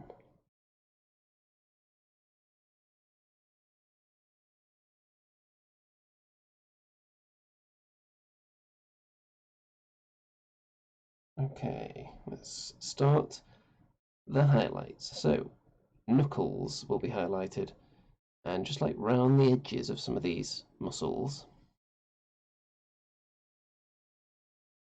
Okay, cheekbones as well. Where to start though? The nose.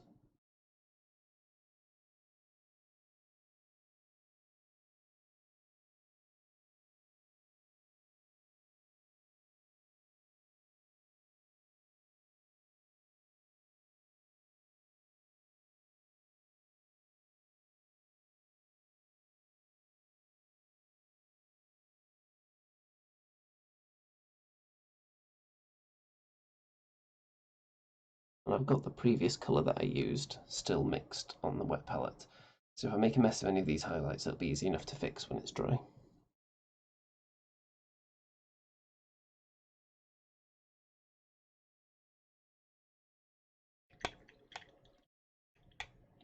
Yes, forgetting the chicken is like forgetting to hit like and subscribe. Unacceptable.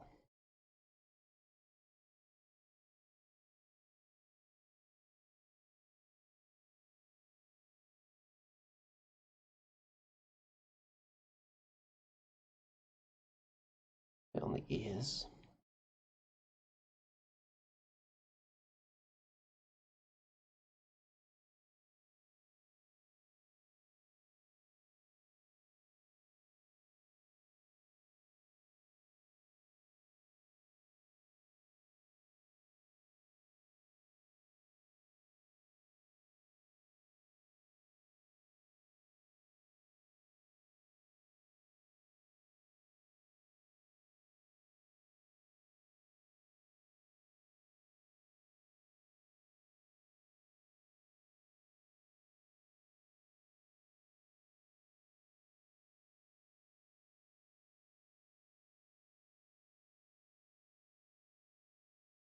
I'm doing the safe bits first, like points of the elbows and the knuckles and the face. The bits that I'm not going to mess up because I'm not having to really use much imagination. But when I'm moving on to the curves around the muscles and such, I'm going to have to be careful. There's a high chance of messing some of them up, so I might have to go back and fix some of them afterwards. We'll see. The abdominal muscles as well. They're a bit easier because they're kind of angular, so we'll just do the corners of them.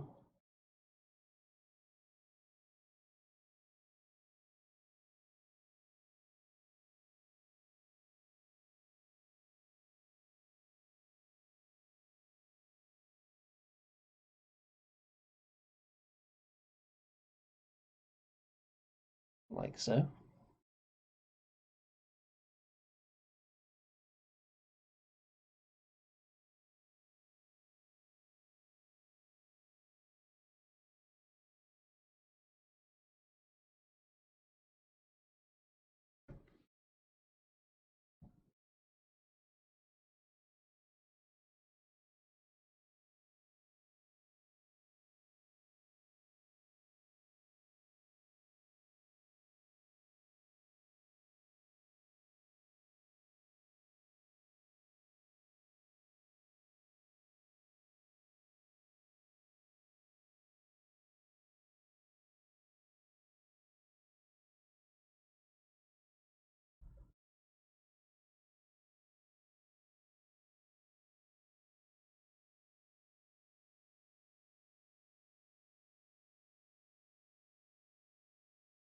Extremely embarrassed, yes, you should be, if you forget to claim your free chicken.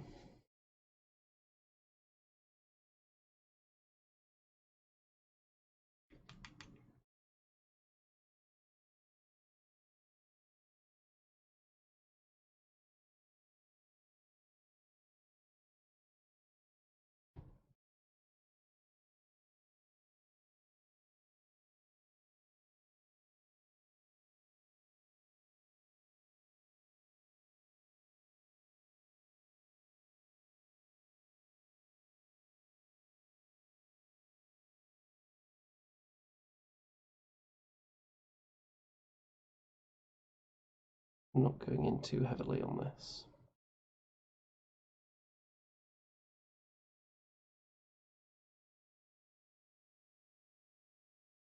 But a safe place to highlight is usually around the dark areas.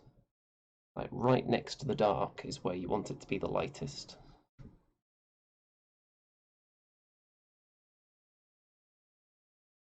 Right next to where there's a big crevice.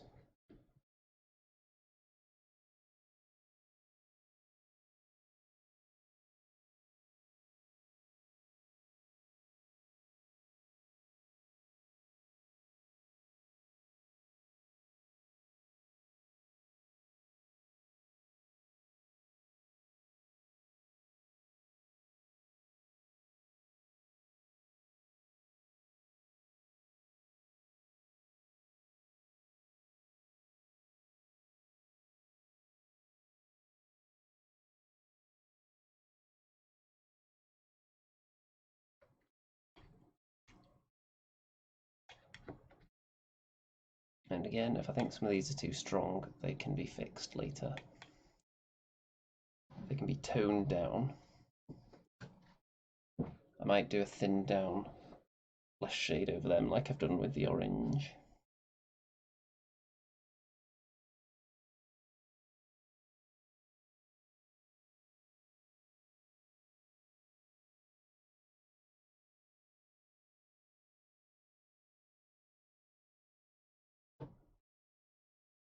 Anywhere where I feel it's a bit much.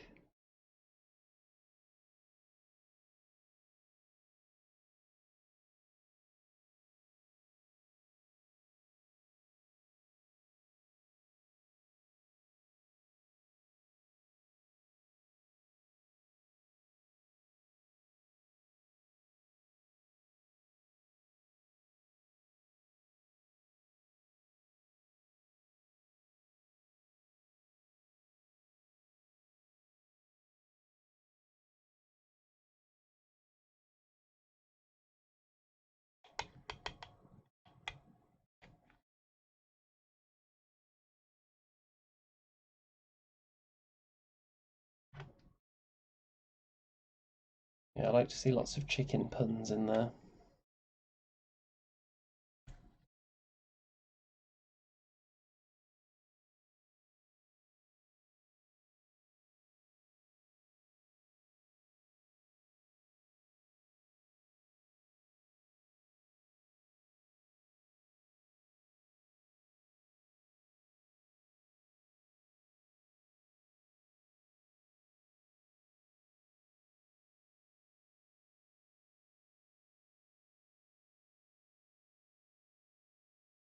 Should be almost done with this highlight stage now.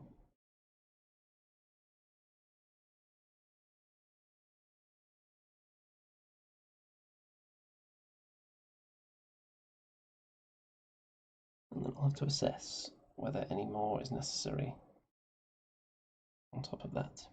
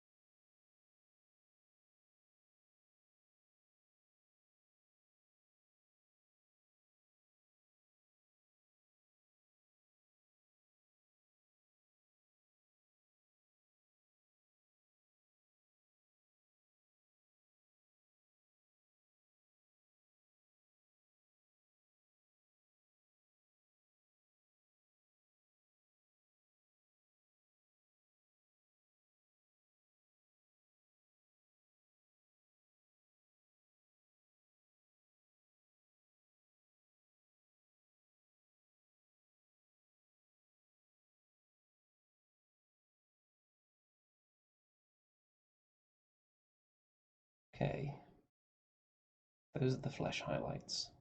There's one I can see that looks too thick. It's the one here on the side of the heart. I think it's a bit too bold, but that can be fixed.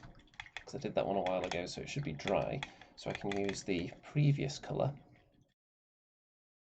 and just do a very fine line next to it, only covering up a tiny bit of it just to make it a bit thinner.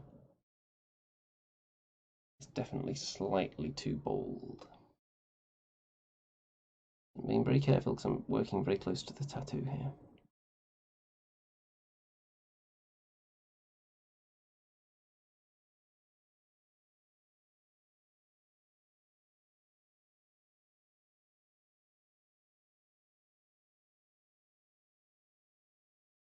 That's better, but I think I did touch the edge of the tattoo there, so I'm going to get the red out and just touch that up a bit. Which I want to do anyway, because a wash has gone over it since I last applied the colour. So I want it to be a bit more vibrant since it is a tattoo.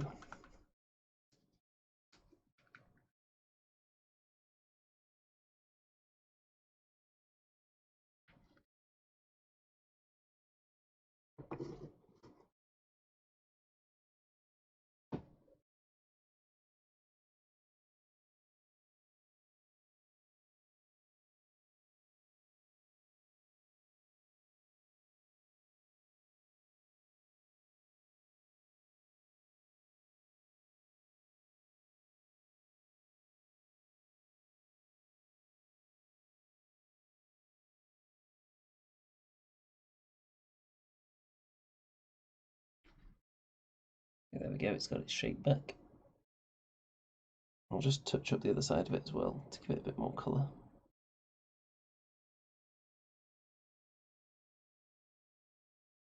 There we go.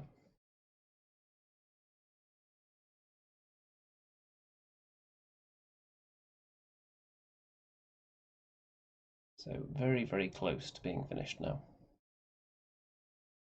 I could just stop it right there. But I might rein in those flesh highlights a tiny bit.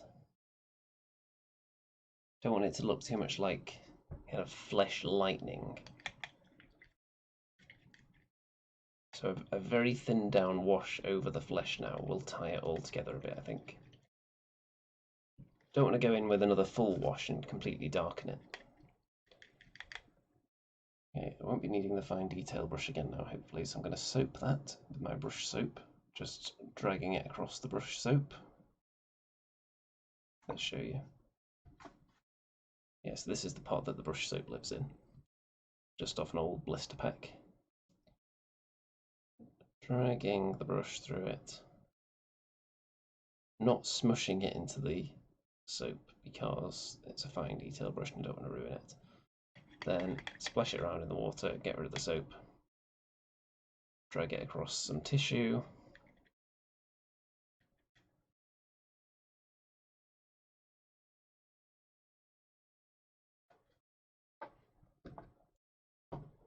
Daniel, is your Sergio very sweaty?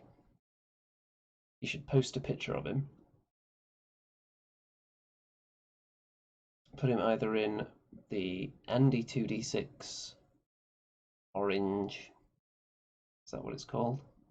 Facebook group, I can't even remember now. I think it is. Something like that. Or the Andy and Rem Discord server. Post your sweaty Sergio in there.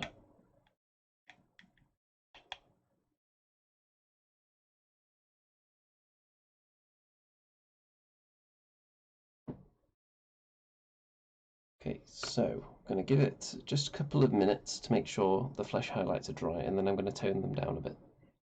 And then it should be pretty much done, as far as I'm concerned. I think he's looking pretty sweet.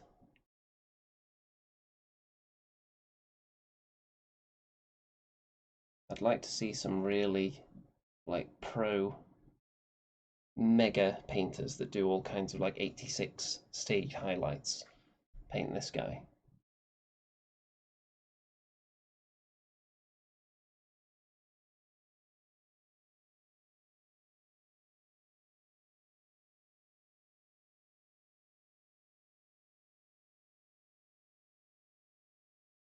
What kind of person doesn't have Facebook or Discord?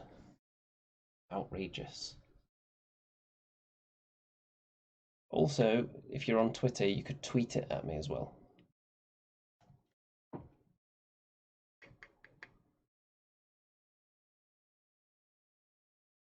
Yeah, let's put this brush away.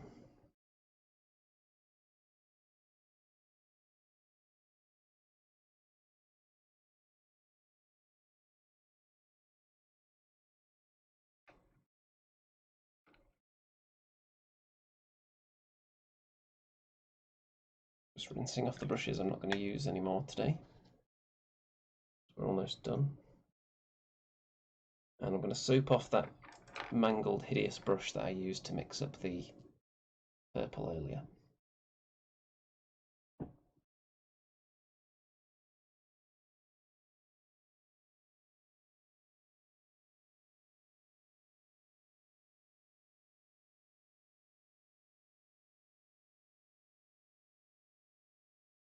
So for anyone who might be mildly interested, I'm not going to do it on this channel because it's not wargaming related, but I am going to attempt to do some streaming of some PC games.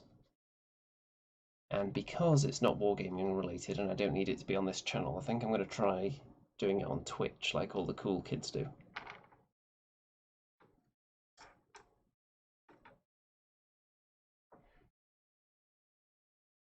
So we'll see how that goes. As far as when, that might end up being more of a late night thing, like possibly after midnight UK time sort of domain.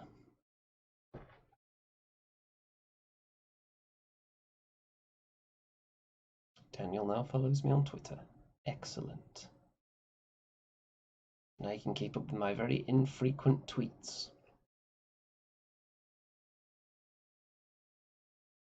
Okay, let's start by picking a brush. The one I usually use for washes over small areas is, let's see,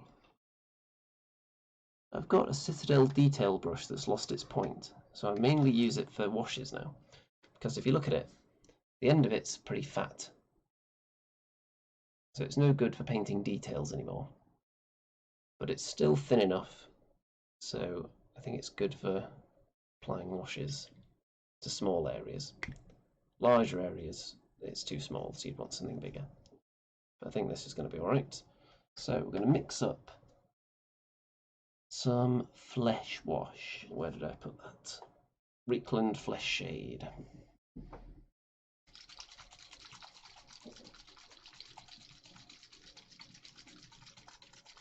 Brush care is very important. I've had the brush soap for a while and it stops me going through nearly as many brushes. And also I started using a lot more cheap brushes as well. Because really, when you're applying base coats, and for dry brushing and things like that, and applying washes and technical paints, and a lot of the stages in painting that aren't detail related, it doesn't really matter what kind of brush you're using for the most part. As long as you don't mind ruining them, which is why cheap ones are good. So let's drop some of this wash on here.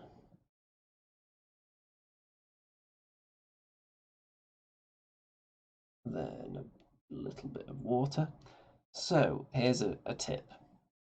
If you are watering down washes, do not paint on matte varnish afterwards.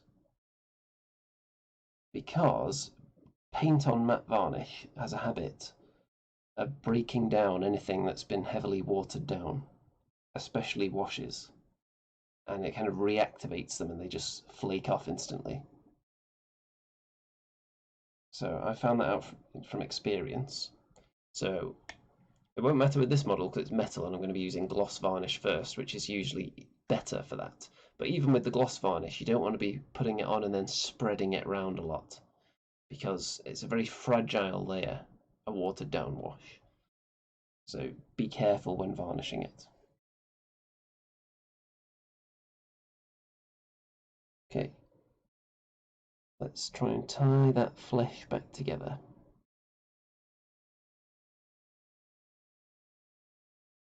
Hopefully when it dries it'll look more cohesive, less of a stark difference between the highlights and the rest of the flesh.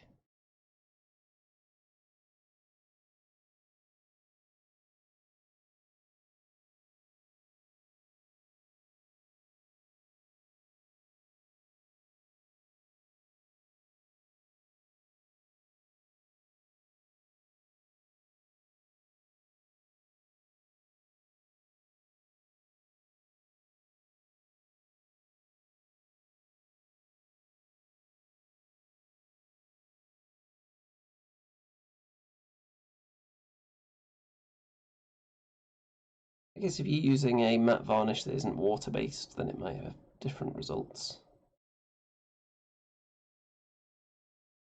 But the one I use, let's see if I've got it right here,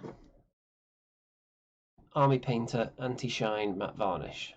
And if you paint that directly on, which I like to do, then it will break down watered down washes very easily. And even if the washes are the top layer of a miniature, which they sometimes are, then you've got to be careful when applying this stuff. If you're using the spray, it's probably slightly different. But with this one, let's have a look what it says. If it's got anything, any kind of warnings here. Non-toxic water-based, there you go. Top quality acrylic paints. So I assume that also applies to their anti-shine matte varnish. So it can break down washes, be warned, but I still like it a lot. So sometimes if I've got, let's think of an example unit. If you ever saw my dwarf iron drakes, where they're silver with a blue glaze over, the glaze is a very thin layer of paint. And putting the varnish directly onto that, because they're plastic so I didn't need gloss varnish first, putting the matte varnish onto that lightened the blue quite a lot. So in the end I did 2 layers of the blue over the silver just to make sure it'd survive. And then when you're applying this, kind of blob it, not like huge amounts, but don't like drag the brush across with it. Just like plup, plup, plup, plup, plup. And then like dab it. Don't move it around too much. Gloss varnish doesn't seem to do that nearly as much. so I don't worry about that. And for gloss varnish, what have I got? I've got Ard Coat. So I'll be using that on Sergio, since he's metal, and then I'll be using the matte varnish on top of that to take away the shine. Do I use an airbrush at all? I have one, but it's currently in storage, kind of, so it's not really readily available right now. I don't have anywhere set up for doing airbrushing here since I moved, but I do own one, and I've used it extensively for base coating, mainly. If you want to look at examples of miniatures I've airbrushed to create some kind of gradient effect, you can look at either the wings on the Star Drake, or you can look at my Mortis engine. There's a bit of that going on there as well, on the ghostly part of it. But mainly the Star Drake would be a good place to look there. And then I also enhanced that with layers of different kinds of wash as well. But that's the main one. The Star Drake would be one to look at, for example, of something I've airbrushed that wasn't purely the base coat. I do find it very handy for base coating in general. Unless, well, for the first few times, yes, but then eventually it starts getting clogged up and you have to clean it out more thoroughly, which gets annoying. And then because I've only ever used cheap airbrushes, the parts tend to break very easily as well. So that's fine because it does its job for a while and then breaks and then you just replace it with a new one because they're so cheap. And I don't use it often enough to where it's worth spending a large amount on a really good airbrush, especially now since I don't even have a setup for it. But I would definitely recommend them. Yes, you want to make sure you got somewhere to put it first. Somewhere nicely well ventilated area or outdoors even, not necessarily like under the elements, but if you've got like a shed maybe. You can buy a setup that extracts all the paint from the air. But it's very handy, just speeds up base coats a lot and applies them evenly. So if you're using a paint that doesn't go on very well usually and requires multiple coats, airbrushing it is a good way of getting it done much faster. So gold. Painting on gold by hand, usually I find that I have to go on top of like a brown first, put that down on the undercoat, and then the gold on top of the brown. And even then it sometimes takes a couple of coats. But with the airbrush, you just straight on top of a black undercoat and it's fine. Nice even coat, because the brush isn't like pressing down on the model, dragging the metallic pigment around. So airbrush definitely if you want to paint an army in metallics. Of course, if you're doing that, you can also try I think other manufacturers do them as well, but GW have definitely got the gold spray. So worth a try on those as well. Pretty sure Army Painter do them now as well.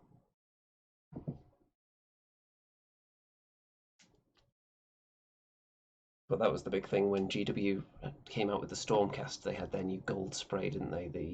Is that the Retributor armor spray?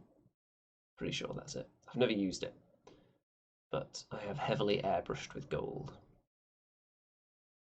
Probably the main colour I've put through it. Orange as well, for my Kings of War goblins to get them all base coated rapidly.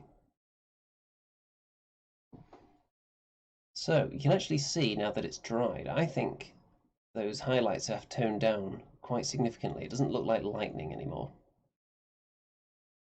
It looks much more natural. So I'm going to say he's pretty much done. I'll have a look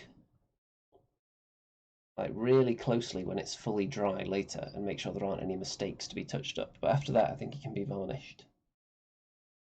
There may be a couple of bits that I see later that need neatening, maybe the odd highlight here and there where it's strayed that I haven't spotted while doing this broadcast. But pretty much I think he's done. So he's going to get varnished, and then I have to decide how I'm going to base him, whether I'm going to put him on a base at all, or whether I want to save him off to one side, fully painted, without a base, to slot into a regiment, perhaps. Maybe for a Kings of War army. Or do I want to build a little diorama around Sergio? Do I want to just put him on a plain base on his own and just use him as a round-based dude or a square-based dude, depending on what kind of game I want to use him in? Who knows? So, everyone, send me pictures of your Sergios. Daniel says if you save him, you have more options. Yes, but then it never feels like he's really finished if he's not put on a base. So, I've got decisions to make. I don't necessarily have to make them immediately. I've got other things I can be working on. I've got billions of miniatures around here that need to be painted. I should really work on my Kings of War Night Stalkers army. It's just been difficult to get motivated for that when I've been unable to play. And some of my Kings of War models that I painted just before the first outbreak and the lockdown first came in, so I couldn't play games anymore. Some of those models have barely been used, even though they're some of my favourites, some of the new Abyssal Dwarf stuff.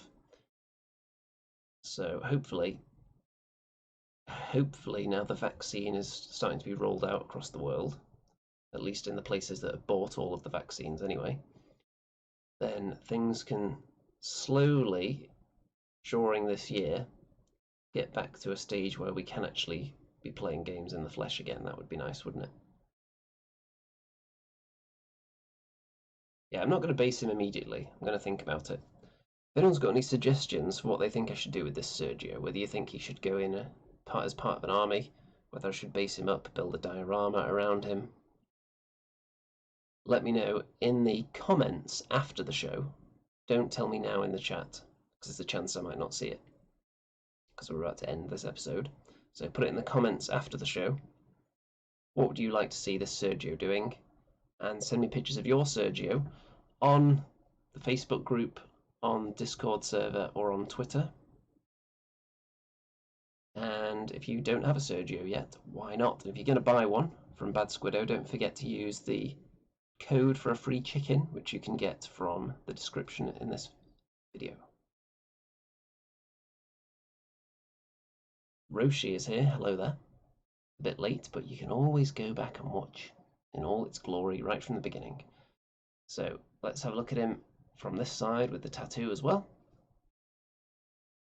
And then let's have a look at the butt cheeks.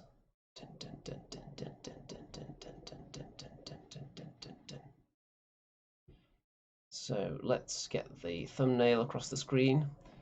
As we wrap this one up, I'll be back same time next week with another thrilling installment of the Painting Zone. I'm not sure what I'm going to be working on yet, but I'll have chosen something by then and prepared it. And don't forget to check out all the links in the description. Don't forget to like the video and subscribe and all that good stuff that I should really tell you to do at the start when more people are watching, but I always save it till the end for some reason. And check out all the social media shenanigans, check out all the fundraising shenanigans to keep this channel afloat as the lone beacon of light, guiding you towards the lighthouse of joy and relief from the darkness that has enveloped the world. And that's pretty much it. Don't forget to leave your comments after the broadcast is finished as well, even if you're watching live. A comment afterwards goes a long way, apparently, with YouTube. So, next broadcast is probably going to be Vermintide on Sunday, Vermintide 2. And keep your eyes peeled for that. And then, of course, the Andean Room Show will be back next week. And then more painting. And hopefully that cycle will continue and you'll get plenty of red hot, sizzling, spicy, tender, succulent, moist, juicy, dish-licious, finger-licking good content on this channel for the foreseeable future. But for now, all I have to say to you is, good afternoon out there, whatever you are.